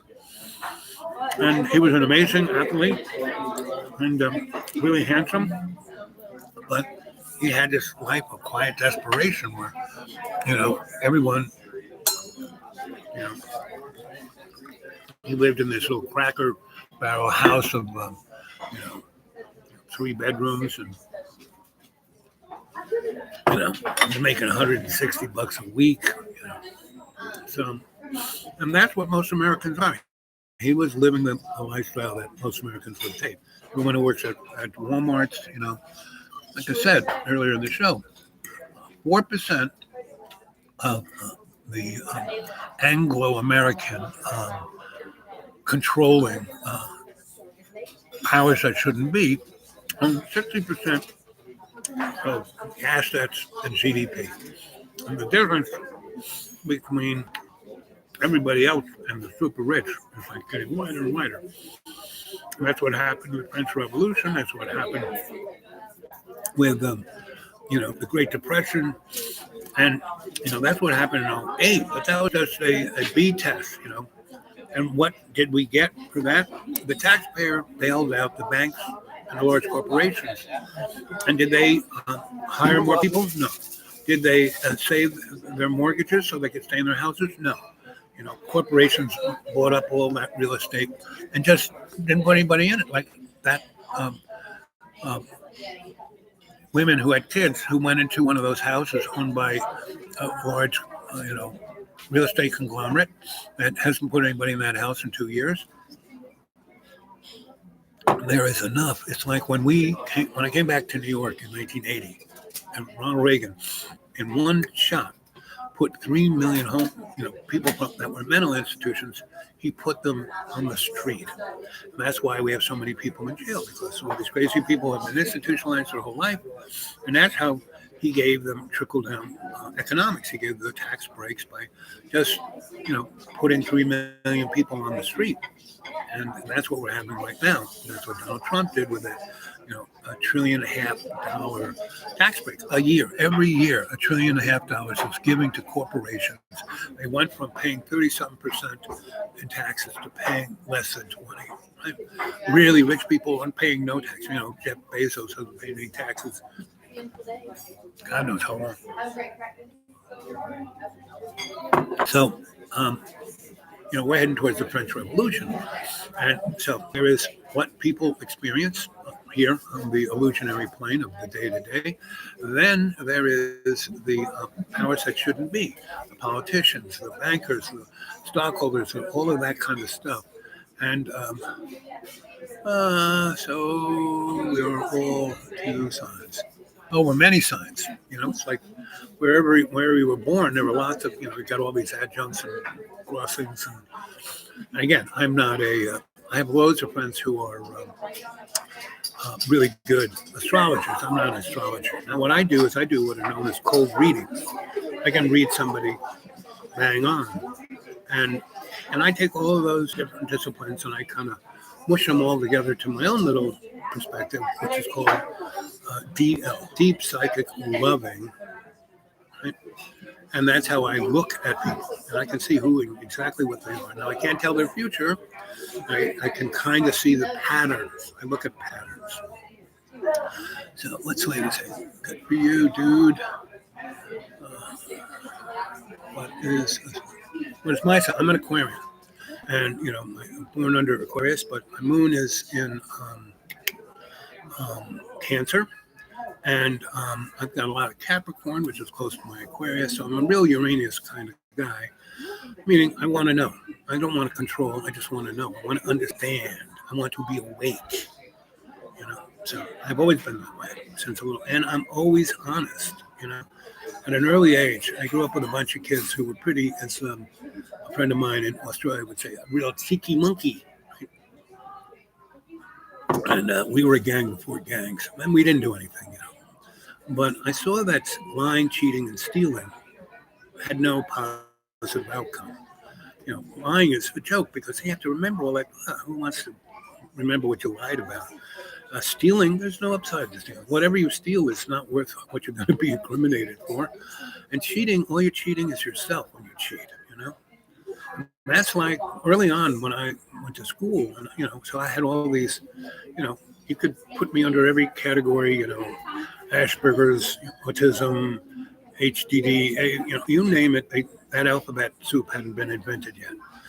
And luckily, I got beat to crap because my little perspective, people who are control freaks would get freaked out by me. They still do. But now I use it as a tool rather than get beat up by it. So, so this nun, just took me by the throat, put me against there. In my throat, I was choked to death at birth. So my esophagus, my lungs are really sensitive. So, right, at about 8. And she broke the orbit in this eye and my jaw. And she took my fingers and broke them. Right? Luckily, not my right hand, but my left hand is a little mushed. And she broke the one bone in my arm here. So, and I was left as a bloody mess. The other nuns had to drag her off of me because it was during the Cold War and we were having, duck and cover things. And I wouldn't get under my desk. And she goes, get under the desk. I said, sister, we're in New York City. That's the Empire State Building. That's ground zero. We're going to drop a hydrogen bomb on that. We're going to burst the light will burst us into flames. And then the concussion will break that big glass window up there into shards, and we will be cut up like bologna. And then the concussion will blast us into dust. And then the radiation will turn us into atoms. And that was probably her biggest fear. And that's why she nearly killed me. And, I had a godfather who was a cardinal. They were going to take me to a Catholic hospital and give me a lobotomy. Right? Because I was obviously nuts. And the cardinal and my mom said, I don't think so. And so I was sent off to study with an abbot of Maryknoll, who were the best, there's different flavors of the orders. And the Maryknolls are like the Aquarians of the Catholic Church. They're very scholarly, not scholastic, scholarly. They want to know. So in this abbot, there was a psychologist, there was a sociologist, there was a mathematician, a physicist, anthropologist, and a few other ologists, right? And they published things, and Thomas Merton had been part of their crew. When I was there, he wasn't there. But they were people who published and made the Catholic Church a lot of money. So they were allowed to live in this beautiful, it was in Garden City, Long Island, and they were allowed to live in this castle. And they had an amazing library, and they had access to every library in the anywhere, right? And so So they were my teachers. They were like my Aristotle. They were like my Sophocles. They were like my Plato, because they were all griots. I didn't study a textbook. And they this one guy was a shrink. He invented half of the tests, the IQ tests and the Rorschach tests. And because most of science, half of it's owned by the Catholic Church. NASA is owned by the Catholic Church, because NASA and the Nazis are like. So, most of the Nazis escaped Europe, when at the end of the war, when they were gathering people up for the Nuremberg trials, all those people were let out through the rat lines, right, that the Catholic Church ran. So I studied with the Maronites, and that's where I learned Latin and Hebrew, Greek, at 9 and 10, And that's also when I started working for Grandpa Stoll. And so I had this amazing, and that's when I met Madame Olga Kluver, who was a dimensional goddess, And if you've ever seen the movie, The Last Jedi, the second to last movie, where was the first one where Rey shows up and they're running from the First Order, and they go to that planet with that little lady with the big glasses. Well, that was Madame Olga Kluver. Exactly.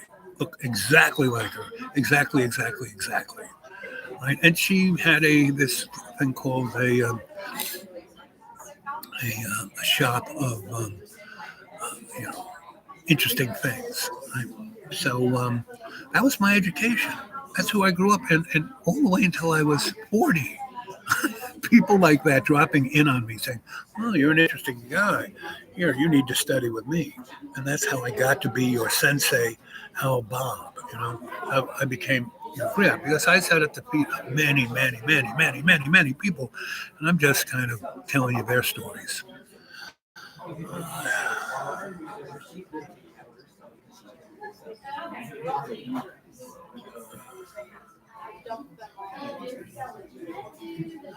That's right. And that's the problem with the scholastics, is that they rape language.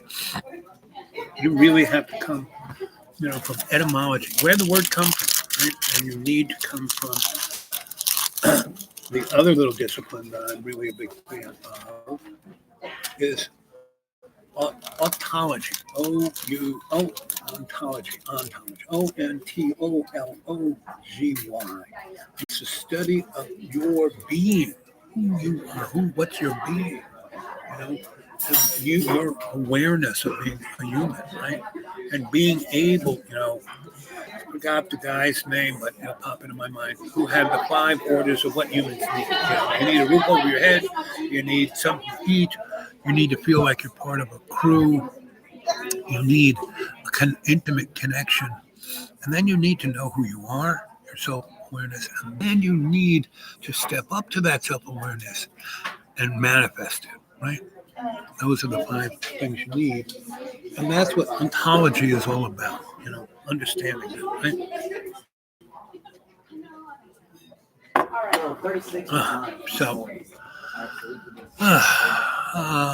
1 hour, 39 minutes, and it's 1:13, so I'm good for another half hour. Swedish, what's Albanian, okay. Well, those are both interesting cultural groups, the Swedish and the Albanians. Because you are that, I want you to tell me if my take on this is like. So Swedish are really an amazing people, but they're like, did you see that Disney movie Frozen or Cold, or that's what the Swedish, and what's really interesting, the Scandinavian people, Norwegian, Swedish, and Finn, they're totally different. The Finns are nuts. The Swedes are really, got to stick up their butt. And the Norwegians, they're just like, always going after lutefisk. And a kind of, a little more fun-loving. I mean, the Swedes are really fun-loving. Whatever the Swedes do, they do it off the hook. If they got to stick up their butt, it's off the hook. If they go, so, all of those guys are the night of, summertime, it's sunny all the time, right? Winter, it's dark all the time. So they're freaking nuts, right?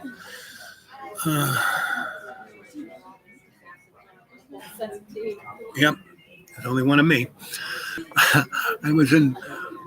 When I was a newspaper photographer in High Point, North Carolina in 1969. Did you add anything? High Point was really different because all the way High Point was the furniture capital of the world. We can't let you plug in anymore.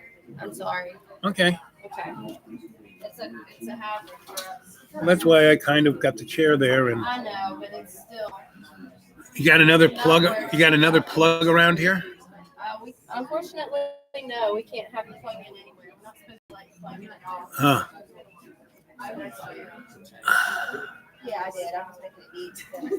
She's probably a Capricorn. And Capricorns, my mom's a triple Capricorn. So she's like makes Adolf Hitler look like Mary Poppins.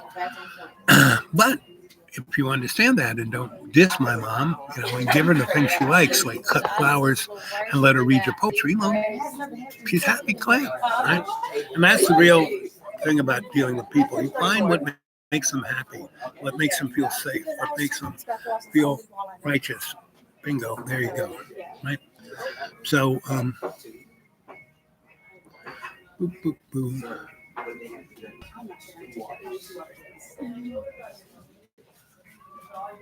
Yeah. So Randy, did you send me your phone number? Because somebody from Maryland sent me their info.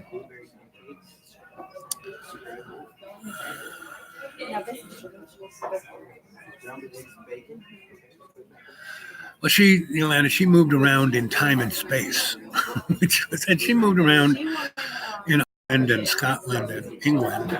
But yeah, and she did go other places. I mean, we went up the chimney and went to lots of other different times and spaces. So she traveled in a whole different way that most people travel. So.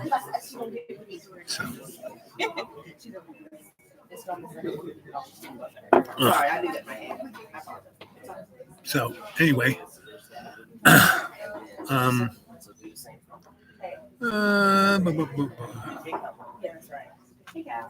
not Switchboard, nope.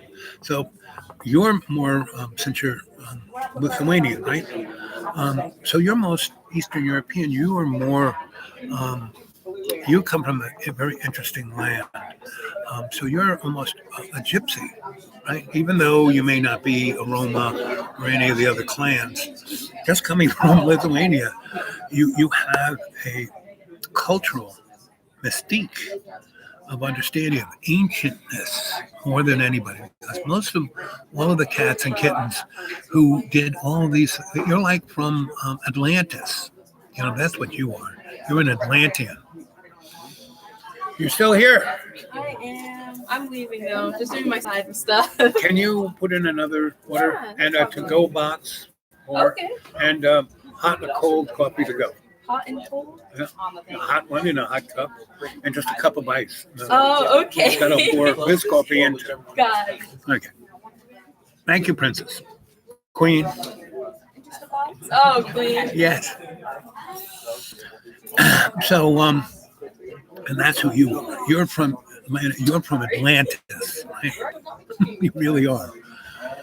Well, you're also, who you remind me of is Wonder Woman. You are one of those ladies from the island, right? So we covered, Capricorn wants to rule, Aquarius wants to understand, Pisces are kind of very fluid, right? And kind of are, I don't want to say a walking wound, but very sensitive, very sensitive. Aries are in control. You let them be in control, they'll do the right thing all the time, 80% of the time. And that's the whole thing. These signs, I know, what makes them their best. I mean, that's what I try and do. I try to put people in an environment where they can be their best. And when people can't do that, well, that's when it's time for me to, I try, I don't give up on anyone. I don't throw anyone under the bus, but I am not going to facilitate people hurting themselves, doing the same thing over and over again and hurting themselves. So that's why I really have nothing to do except for I care about the canary and I, leave him a positive message whenever I can on messaging. And but it's like I feel like Charlie Brown and Lucy. Meaning, he's thrown me out almost 32 different times. Now I understand every time I go there, I could be thrown out, so it's not a big deal. But sometimes he does it like when last time he threw me out, he did it at night, and I almost killed myself. But the amazing thing was, so 10 o'clock, he kicks the door, get out, get out. Ah! I said, can't we wait till the morning? No, no. So I had to get out because he was going to like lose it and start to get violent. So, and I didn't want to spend like 18 hours talking him down. So I said, okay. And I just got in the car and I said, John, and I explained exactly what he was doing. How he's being selfish and how he's, letting his worst side get the better of him, and how, good luck. See you later. Bye. And I had to like tiptoe down our driveway, which is like 2.5 miles of a stream bed. Then I had to drive through 3 miles of total darkness and the road going down a mountain like this. Then I had to go out on a county road with big bright lights, and then I couldn't see anything for, 2 minutes. And so I kind of had to slow down, and I knew every inch of all these roads. So I made it, and I went and drove to a cul-de-sac that I knew no police were going to show up. And I called up a bunch of friends, see if I could stay on anyone's couch, and there was no one there. And I said, well, I guess I'm going to sleep. And it was September. It was still, warm September.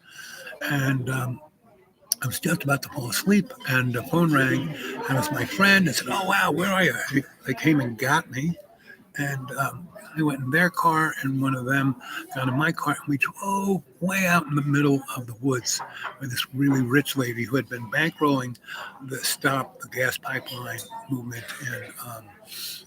up there in Floyd, Virginia, had a big party for all the people who had been fighting it for the last 5 years. Right? So I knew all those people. And because I was going to move to Floyd, because it's like the hipster, what I call...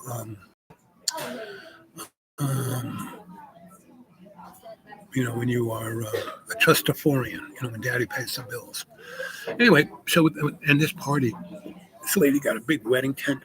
She had bands, amazing food, and I put up my tarp and my hammock, and we had a 3-day party of total wild, crazy dancing and drinking, and just having the best of food and just snuggling with the girl you just met. And so if John hadn't thrown me out at 10 o'clock at night and put my life in dire danger of dying, I wouldn't have gone to the most amazing party that I've been to in the last 20 years.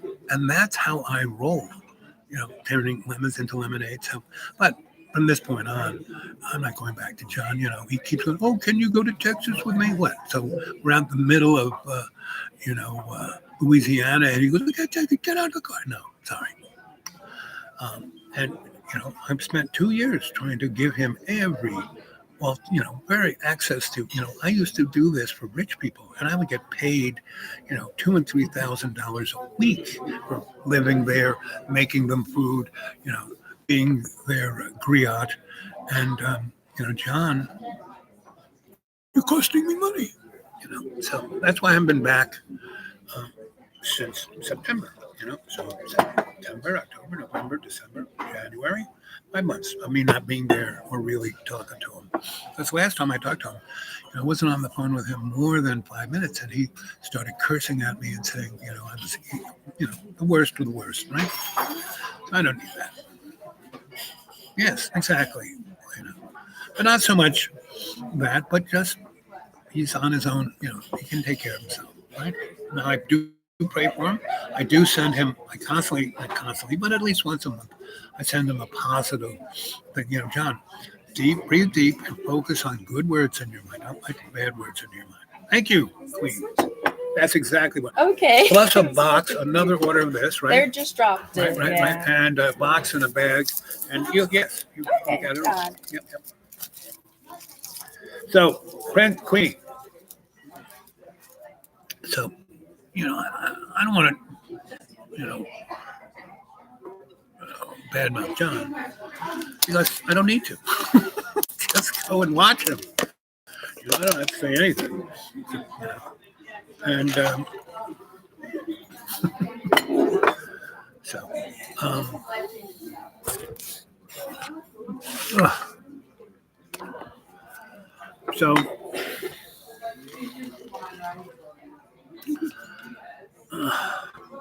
so I'm moving on. I'm moving forward.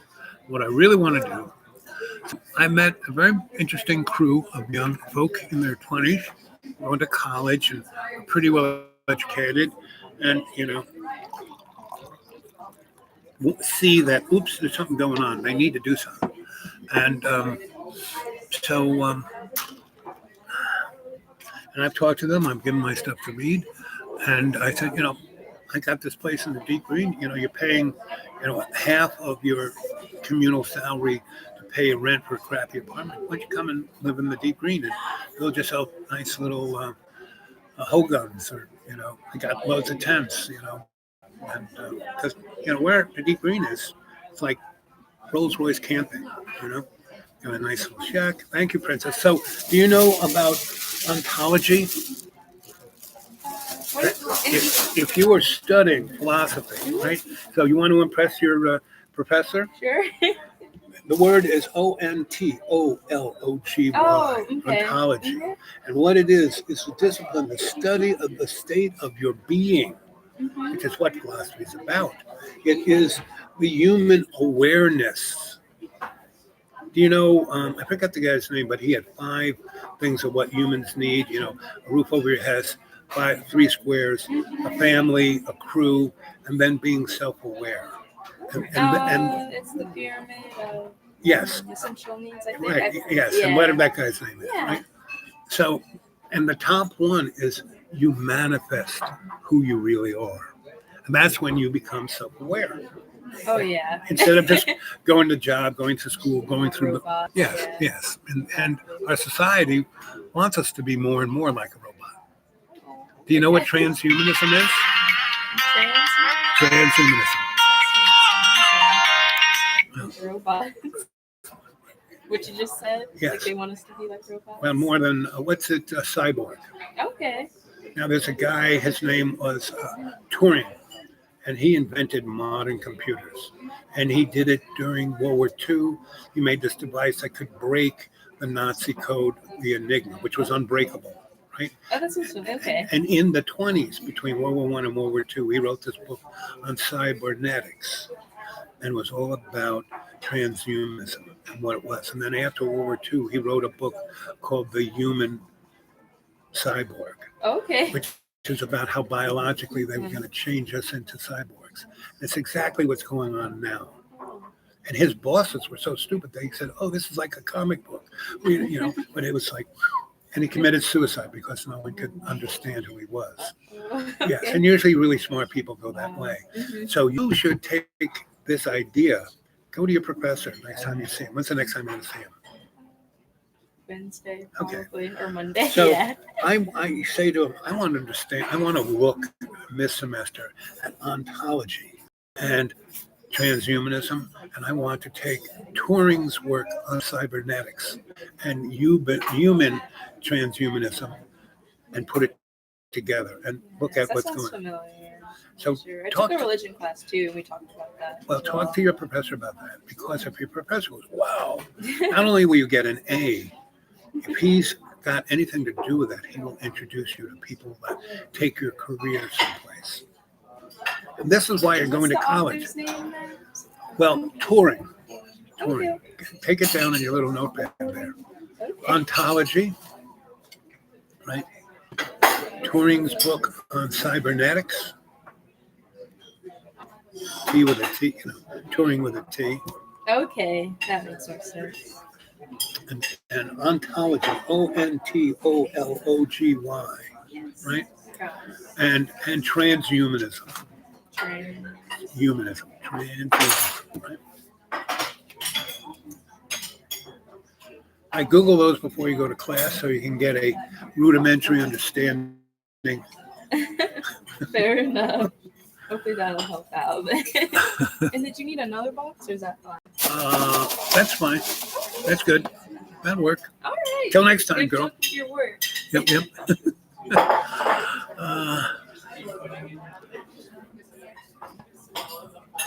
Okay. So my little device is always listening to me, and it just asks me questions about what I was talking about. So anyway, we're almost 2 hours. So at 2222, I am going to say I'll see you later. Maybe tonight. I can figure out how to get on the YouTube where it's in the forest nearby me.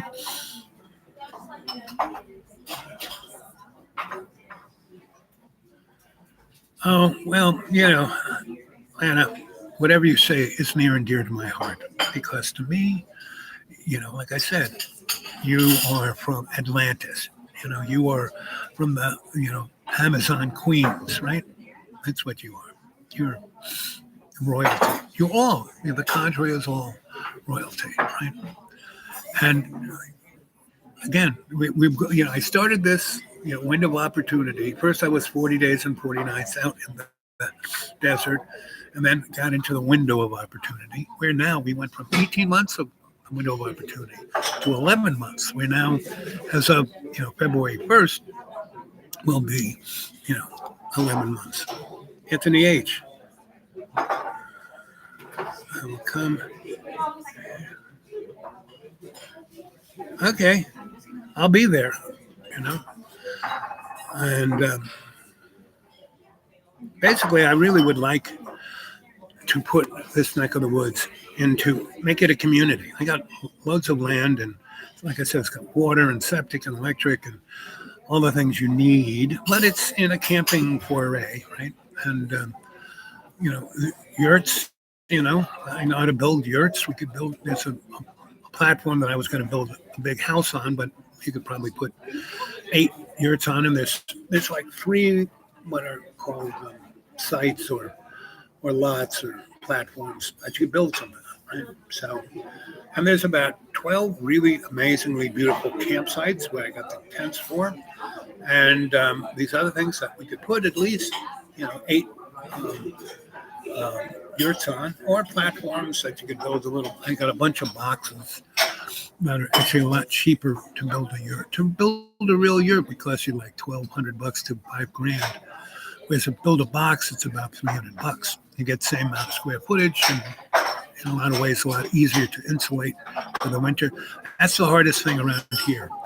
Is me, spring, from about mid-April until Thanksgiving. It's actually pretty comfortable. But once, actually, and from Thanksgiving, December was pretty warm, not too bad.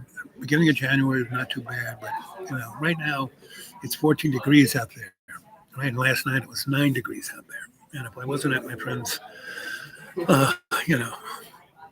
basement, I'd been pretty cold. Oh, we're all mystical beings, Anthony. We just have to be awake to it.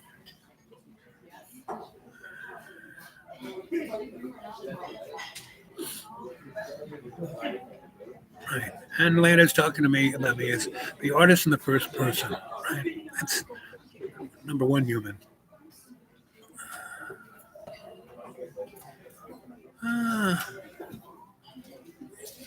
So I got that Discord thing going.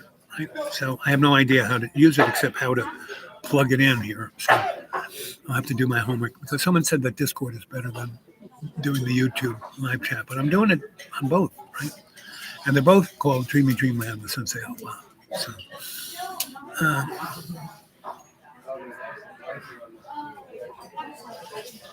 yep. Because, the problem with, your Griot Sensei Alba is that I want you to be yourself, not be a member of a tribal group that just, goes mindless, Did you guys, so my platform of my laptop kind of died for a couple of weeks. So I could only do on this thing, 5-10 minute little gizmos. But again, as I said, one of them, limitations breed creativity. So I got a lot of things about Donnie and the political structure as it is. And Democrats, Republicans, two of the same bird. this, you know, you know, throwing Donnie out is just, a TV soap opera, right? Just like, if you really go look at who the Clintons are, go look at him as governor of the state he was in, Arkansas, right? And go look at Nina, where that crew basically they were the mainline connection to Iran-Contra. Right? And, it was totally CIA. They made movies about it. It's pretty much well known about what it is. There are many things on YouTube. If you go onto my, playlist, there's a number of YouTubes on it that speak to what it is. And so, they hired Bill because he was weak, and they knew they hired him. Listen, Bill, we're hiring you because we're just going to talk about you, Willie, the whole time, right? And, what's her name? The apprentice, not Donald Trump, but the girl intern. She was a plant. She was sent there, She fulfilled all his physical needs. And then the lady who was her handler, once Billy spilled his seed on her dress, that woman put that dress in a forensic bag. So when, they were looking for evidence, she just gave him the bag. And, did DNA, bingo, he was like, that was it. No matter what, I didn't have sexual relations with that woman. You have to know what the word is. Anyway. And that's every politician is Bill Clinton. Every politician is George W. Every politician is Ronald Reagan, And they're all, and Donald Trump, General Electric was his boss, just like Ronald Reagan, was GE Theater, It's the same thing over and over and over again, And the basic generic public is insane. Just takes the same thing. We've had the Spanish-American War. We had, World War I, World War II, Korean War, Vietnam, a zillion little, things in between that and 9/11. And the next war we're going to have is with aliens, right? Which will give us a nice new world order, right? And on the better side of it would be like Star Trek. The worst side of it would be like Star Wars. That's our two ends of the seesaw. We can have the New Order or we can have Star Trek. But Star Trek is as fascist as they come. So, what can I say? People are totally in control. Like the lady, I've been coming here for the last 2 years. And, because I can plug in over there and do this,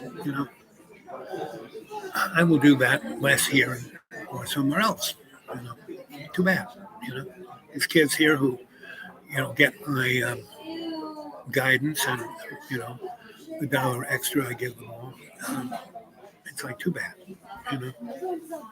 So, what can I say? Let's see.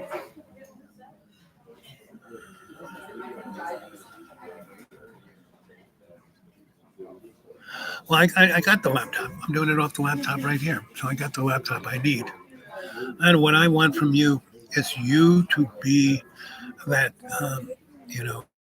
that warrior princess, right? I want you to build a cadre in your community. And I want you to do something that is so you and your cadre, not, like that girl from Sweden who's, going on about global warming. She's a plant.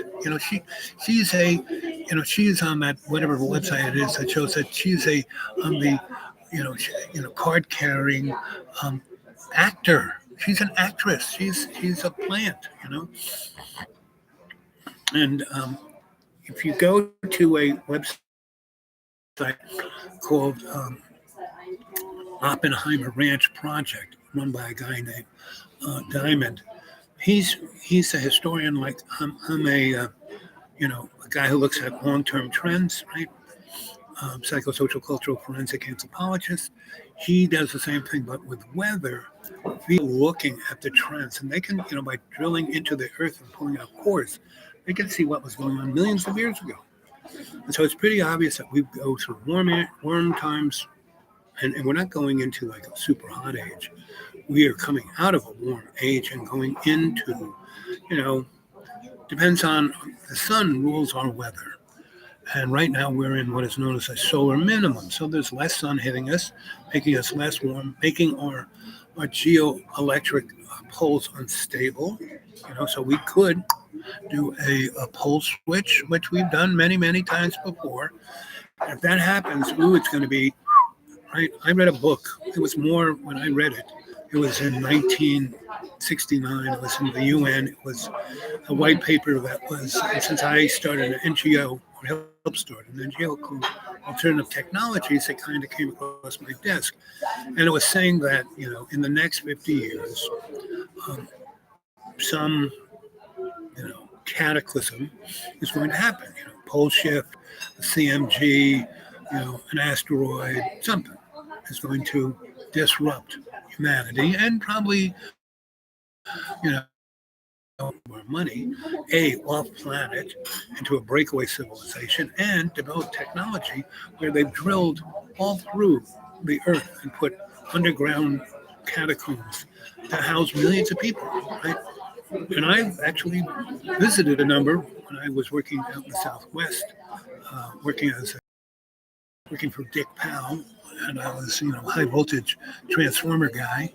And a similar thing when I worked at Bear Electric, Ithaca, New York, and there was a Cargill salt mine that ran from the Finger Lakes, from around Ithaca, all the way to Ohio, right? Like 200 or 300 miles underground, and it was like a curve of the earth, and it was about 300 feet high and about a quarter mile wide, and went about 300 miles this way, and they had these gigantic, photonic lights. So it wasn't like stadium lighting coming that, no, it's like everything was lit up photonically, and they had trees and farms and all kinds of things, and they had similar things out at L7. These are 7 places in our solar system where the gravitational pull is kind of balanced out. You can stick anything there and it'll stay there, right? And there's a movie called Gattaca, which, was pretty much exactly that. The rich people lived up in one of those, space stations that had about 1.5 million people. It's like, a whole civilization up there. Grew its own food, had parks, had all the super high technology. It was the height of everything gravy. And, it's kind of how it went. So that's where we are. That's why we've got 11 months. But all we really have to do, if you can in your neighborhood, and all of you in the country, start in your neighborhood, making a coffee house, having a book club, feeding the homeless, do something out of the norm and have fun doing it. When we took, when I came back from Iowa in 1980, and New York City had been bankrupt in the 70s. Then Ronald Reagan became president, and he put 3 million people out on the street overnight. And the homeless was rampant, but there were 1.5 million abandoned apartments in New York City that were owned by the state. So we took the Homestead Act of 1876 and homesteaded 50 buildings and put 500 families. And then I, as a master electrician, put legal electricity. So all those 500 families had an electric bill. So when the marshal came to throw them out, they had an electric bill. And by law, if you have an electric bill, that's the platinum standard of you live there legally. So, and we did that without any money. And the city, since the Depression, had an entity that was supposed to do that. But since, 1932, they did 1 building. In 3 years, we did 50 buildings. So they tried to fight us tooth and nail to kick us out. And we won every court battle because we had really good lawyers. Ralph Nader and this other guy, he was a lawyer for the Chicago 7. They were our lawyers. So, they kept the law, the courts at bay. And then when they sent the police to basically beat us up, kill us, because these were neighborhoods there was nobody there to watch what they did to us. So instead of us trying to fight back, like the anarchists, the young anarchists wanted to throw Molotov cocktails. No, what we did was we took the Nuevo Rican Poetry Alliance. We took the pretty Hispanic sisters who would read the police in these really beautiful outfits poetry. And after 4 months of the summertime, them reading, they read poetry to all 36,000 policemen who tried to beat us up. And they couldn't. I love that, Bob. I can't beat these people. They're so beautiful. And that's how you be. That's how you be an anarchist. You're not with a gun, but with poetry. And we put theater on every corner.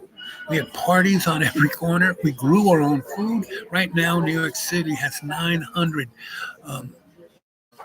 gardens. We started that. We started the gardens in New York. Right now, one of the sisters who was part of that, brought the gardening into New York City public schools. And now the New York City public schools have their kids grow their own vegetables.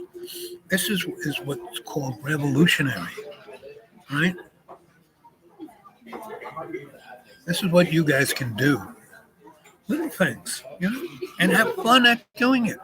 And one of my, my third rules, other than learning something, I can't have fun at doing it. I used to be known as the minister of fun, but then I etymologically looked at the word minister and fun. And minister is a person who enslaves the soul.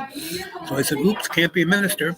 And the other one, fun is the addiction to distraction. Oops, can't do that either. So I stopped being the minister of fun and became your griot sensei Al Bob.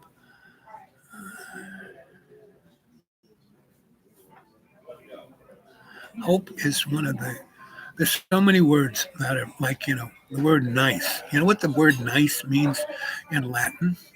It means a girl who you go into and you occupy a land, and a girl who will sleep with any soldier. That's a nice girl.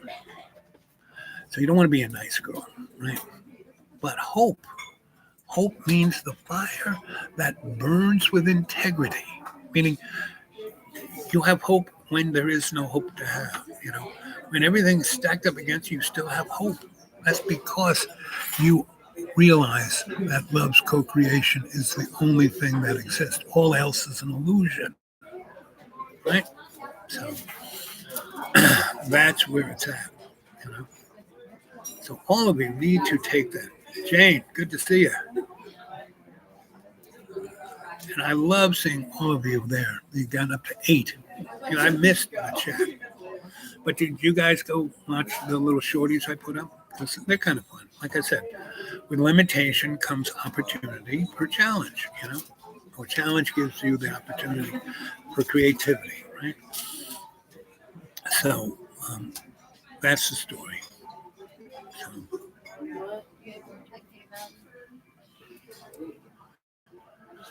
anyway, still got, let's see. Still got about 10 minutes. So, any questions? So this was a good chat, after not doing one for at least almost a month. This is nice.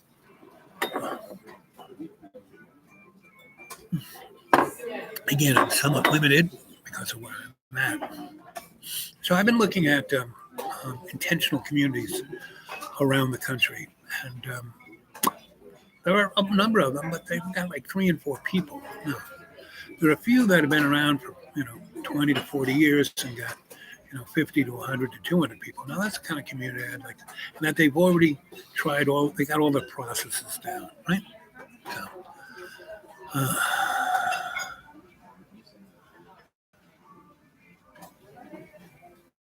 So, places in Ireland. Well, there are people in the cadre who are from Ireland, and go up on the channels and find them and talk to them, because they're the people you need. Because last time I was in Ireland was 2005, and the time before that was 1988. And the difference between 1988, when they signed the Maastricht Treaty, and 05, when they had drank the Kool-Aid, and everybody was like in it for the money. Um, you know, and that's why the old croon kind of disappeared. All of that energy kind of went underground. Still there, just went underground. And you know, I took the rich. I was brought there by a bunch of rich real estate people who wanted to buy property in Ireland. And wrong time, because it was at its zenith, of course. I mean, when I was there in '88, you could have bought a 100-acre farm for like $10,000. Now that 100-acre farm would be like $20 million, right? Well, it was so, because the roads in Ireland when I was there before '88 were like a superhighway was a 2-lane road, you know, barely paved. And then they got highways, you know. They got a highway went straight from Dublin to Northern Ireland, Belfast, along the East Coast, right? And they were making one along the West Coast, which was so sad because that was a beautiful. So if you're going to Ireland, go to the West Coast, you know. But get a hold of the people who are Irish friends. They're on. Just go look at the shows. They're there. They talk about being from Ireland.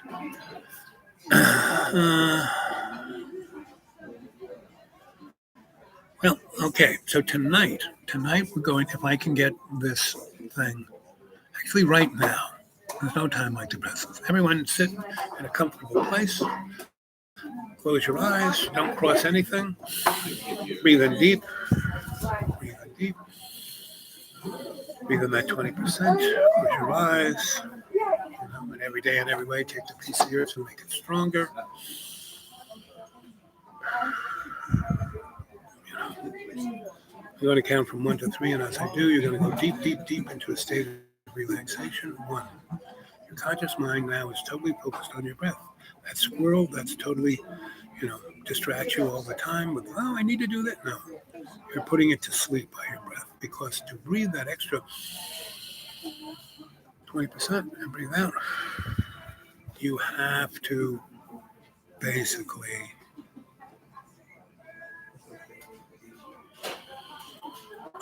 occupy your conscious mind with your breath. And when you breathe out, you're breathing out 30%. And you're expelling all the fear, all the anger, all the self-loathing. You're evacuating. And your breath, you get rid of more toxicity from your body through your breath than you do with any other elimination. Right? So, in 20% and out 40%. Right?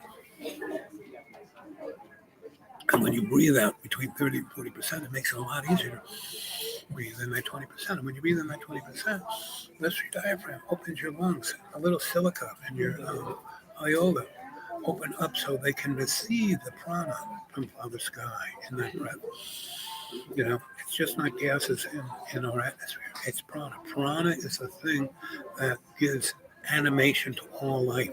It's like an asteroid hits the Earth, and then less than 1 million years later, everything's growing again. You know? I mean, there's life on, you know. So, right? So that prana is the thing that makes your bag of water, you know, be the avatar for your soul. I mean, you just let your autonomic system breathe for you. It just breathes in enough. But that's why you can become neurotic and psychotic and all those other otics, right? But to breathe 20%, breathing out that 40. And that's why people who have all those otics, who are so distracted by the drugs they're put on and that fear, anxiety that they're housed in, that once you have them breathe that bit, they can't do it. They can't do it. They can't do it, you know? And see, guided meditation is way different than being hypnotized, because the hypnotist basically takes over the steering wheel. And that's not a righteous thing. You need to make the decisions yourself. So by you consciously breathing in that 20% and breathing in that prana that goes into your lungs, and then your lungs get energized by the prana, and the blood gets pumped through with your heart, and that heart, which is full of iron, the electromagnetics, the scalar energy of the prana, and the blood flows through, swirls through your veins and arteries and capillaries. And it goes clockwise, and inside the clockwise swirl is a counterclockwise swirl, and inside the counterclockwise swirl, there is a 90-degree parallax swirl. And so you have a basic,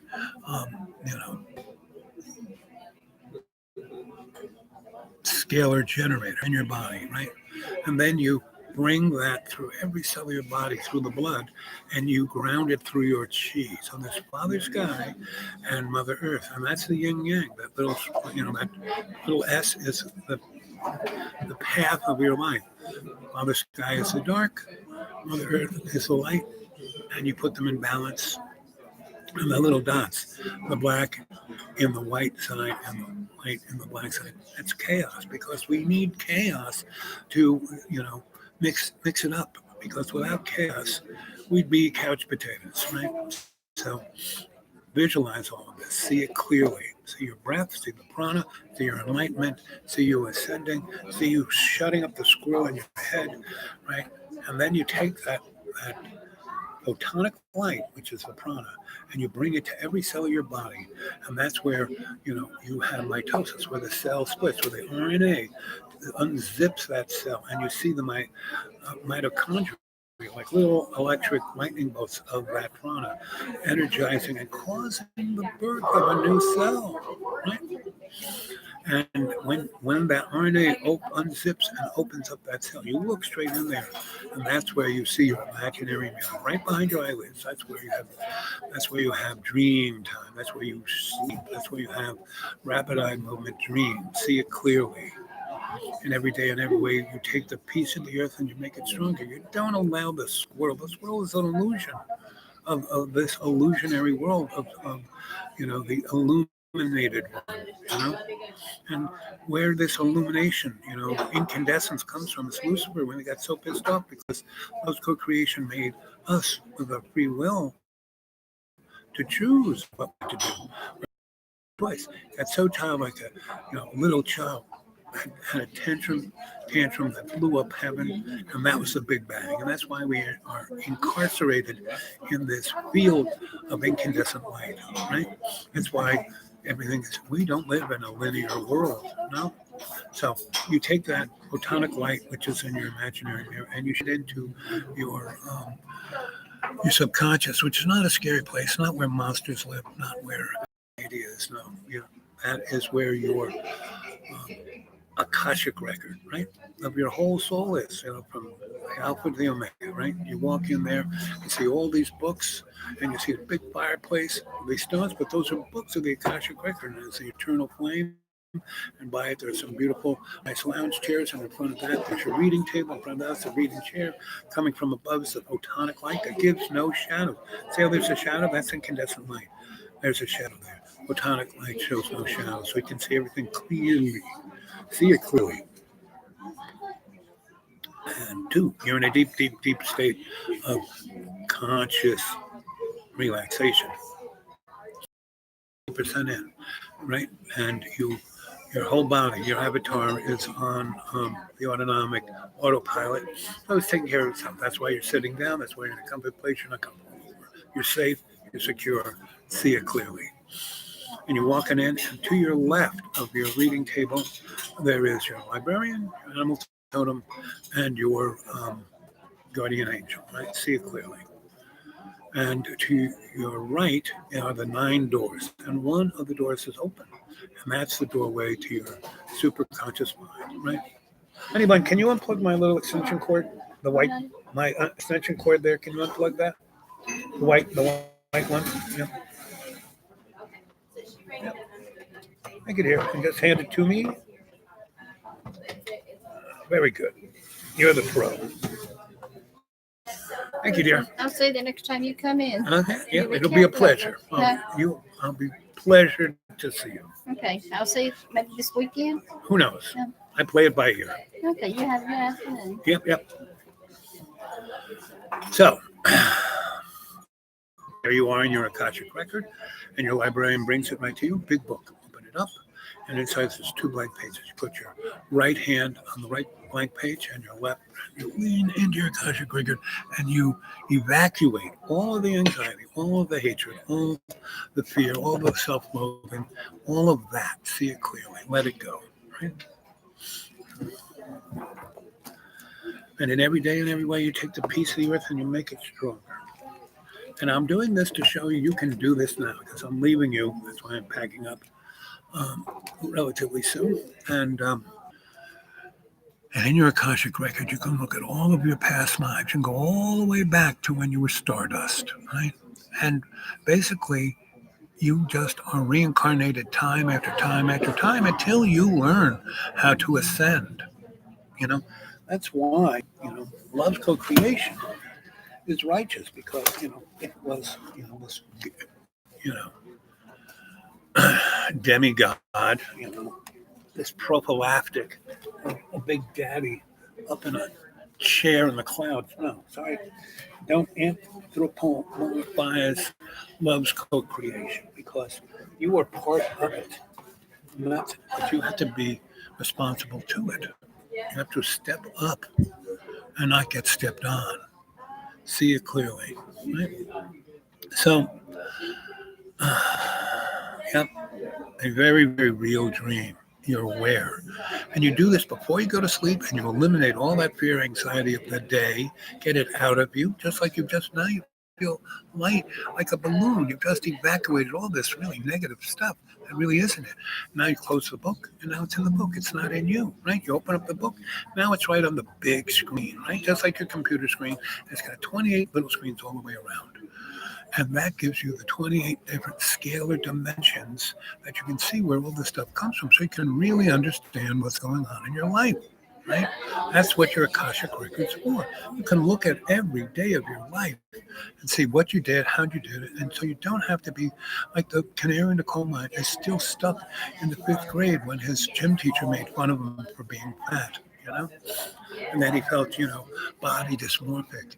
And, if you go to read my newest thing that I put, I'm writing a novel. It's in 3 parts. And the first part is called Same as It Ever Was, Don't Believe Anything I Say. That's up there, 188 pages. The next part is I'm writing is called Legacy. And the third part is called Legend, right? So Legacy, I've kind of written all 600 pages of the big novel, but I'm breaking it down in 3 parts. And, I'm right now doing the wordsmith, like sculpting, editing, right? And so that's where I'm at. So I'd love it if you went to my xratted.blogspot.com and read some of my writing and leave comments there. I really could use some feedback, right? And you can always get a hold of me at the dudeawake42@gmail, right? And from that point on, we can go from there. And what I would really love to do is between now and April 1st, I would love to get a contrary to go on the road. I want to take this on the road. Now, there's a crew of people. There's 2 colleges within 30 miles of me, right? App State and ETSU. A lot of interesting people, think, I want to do, sustainability. But anything of that kind of crap, you want to, sustain Walmart's. It's basically when you go, I want to be sustainable. No. What you want to be is real. You have to be awake. You have to be conscious. You have to be self-aware. You have to have a ontological state of mind, right? So go back and listen to this. It's been almost 2.5 hours. So in a few minutes, I'm going to jump off. When it's 2:33:33, I'm going to jump off here. It's about 1.5 minutes. So I just want to tell you I love you. And you're in a state of grace right now. And in every day and every way, you take the piece of the earth and you're lying down. And I'm going to count. And you can go through that open door of your superconscious mind. That's your sanctuary of your own choosing. You walk over that bridge, and that's your id. At the top, you've got this overstanding view. Right? So you don't have to be understood, right? You don't have to be stepped on. And you can go into your sanctuary of your own choosing and be loves co-creation. You can be with God. If you have to use the word God, I don't like using the word God because you take it in Sumerian, it translates to Baal, and what is Baal but Satan, Lucifer, the devil, and whatever we're doing. The guy with horns and hooves. That's God. So now you dream all the time, Randy. You just don't remember it. Just tell yourself before you go to sleep, do this kind of meditation. And before you drift off, you tell yourself, I'm going to remember my dreams. And then you keep your little phone turned off, or at least all the ringers turned off, and you leave it close by. So when you wake up and you say, wow, what was that about? You grab your phone, you hit record. Wow, I just had a dream about blah, blah, blah, blah, blah. Now it's on this device. It recorded it, right? Because your dreams, you can't, but they come out. When I was I never handed a piece of paper to a person and said, well, write down your dreams. So I said, so what'd you dream about? And I would I was like an expensive tape recorder. You got it down here. Then you can play it back at your own leisure. You can stop it, you can go back, and you can listen to it and you write it down. Now, we took notes in school, not to remember, but to understand. Because when you hear something, you write it down. You have what Freud called a gestalt, learning, understanding. So you put it down on your phone, you play it back, you write it down. Wow, that's what that dream's about. And Randy, this will be the most important thing you do. Because if you're not remembering your dreams, it's only you don't want to have those insights. You're not ready to step up, but you are, because you told me that very, very rarely do you dream. And that was a brave statement to say. And if you, my medication don't allow me to dream, unfortunately. Well, even with your medication, why do you take your, you can, I'm not telling you not to take your medication, but your brain is stronger than any medication. So you can tell if you go to if you breathe and just eliminate, let that prana come into you, heal every cell, unzip all your little, cells, and you look in and you see your imaginary mirror, and you see all that stuff that you don't want to see, but you put it into context. Everything needs to be put in context. So if you tell yourself you're going to dream and put it down on this, you might be able to back down off of your thing. But I'm not telling you to do that, because you should talk. Hey, if whoever gave you that drug, if they're not a psychotherapist, you might want to find one. And if there are lots of different psychotherapists, find the right one. Right? It's like when I got diabetes, this doctor I got to see put me on a drug that was going to kill me. And I went on the internet, I looked it up, and it said, here are the side effects. And I had all the side effects. If you're experiencing this, stop taking this drug. I went to that doctor and said, listen, I should be taking this drug because look at all these side effects. And I had it printed out for me. He goes, I don't have time to read this. I said, but you're giving me a drug that's going to kill me. I'm the doctor. I know better. Well, I found a different doctor. It took me 5 doctors to find the right doctor who said, oh, let me read that. And he read it right there and there. Oh, well, let's try a different drug. We did. We tried out 3 different drugs till I found the right diabetic drug that was just right for me. So that's what you have to do, Randy. And you see, doctor, heal thyself. You have to be your own doctor, Randy. By putting yourself in the hands of others who call themselves an expert. So I'm not telling you to get off your medicine. I'm not telling you to do anything except be responsible for yourself. Right? And go talk to your doctor. I took care of my parents the last 28 years of their life. And, the last 18 years of their life, they saw, 3 or 4 doctors every week. So I was the guy who kept notes and said, what about this? What about that? And I asked them all the questions my parents should have asked them, but they weren't thinking about it, right?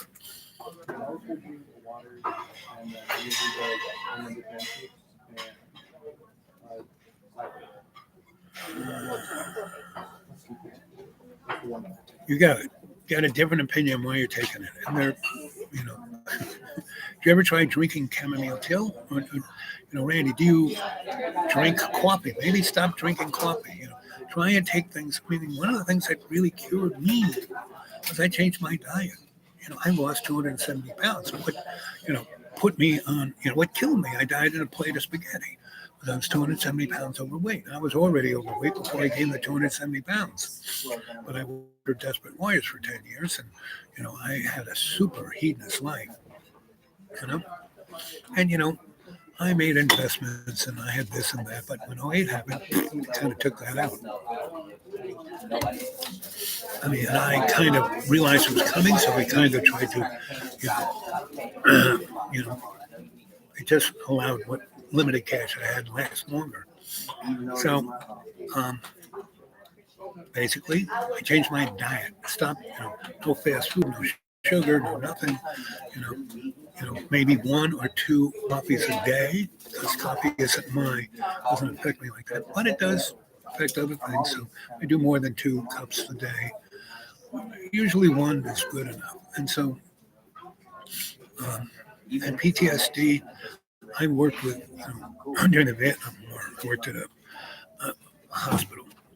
And how I got into healing was that my boss sent me off to study with shamanic healers.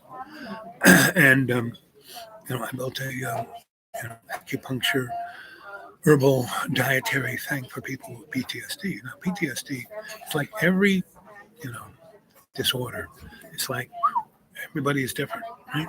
So the whole thing about PTSD is if you experience a trauma, if you deal with what we did was we tried to deal with it as soon as we could. As soon as they came out of country and then went to whatever hospital to patch them together and then came to our hospital to, get over, it was about 2 months from the point of when they got blown up or shot or whatever their trauma was. And we went straight to that trauma. Most people, they have, years of neglect of that PTSD.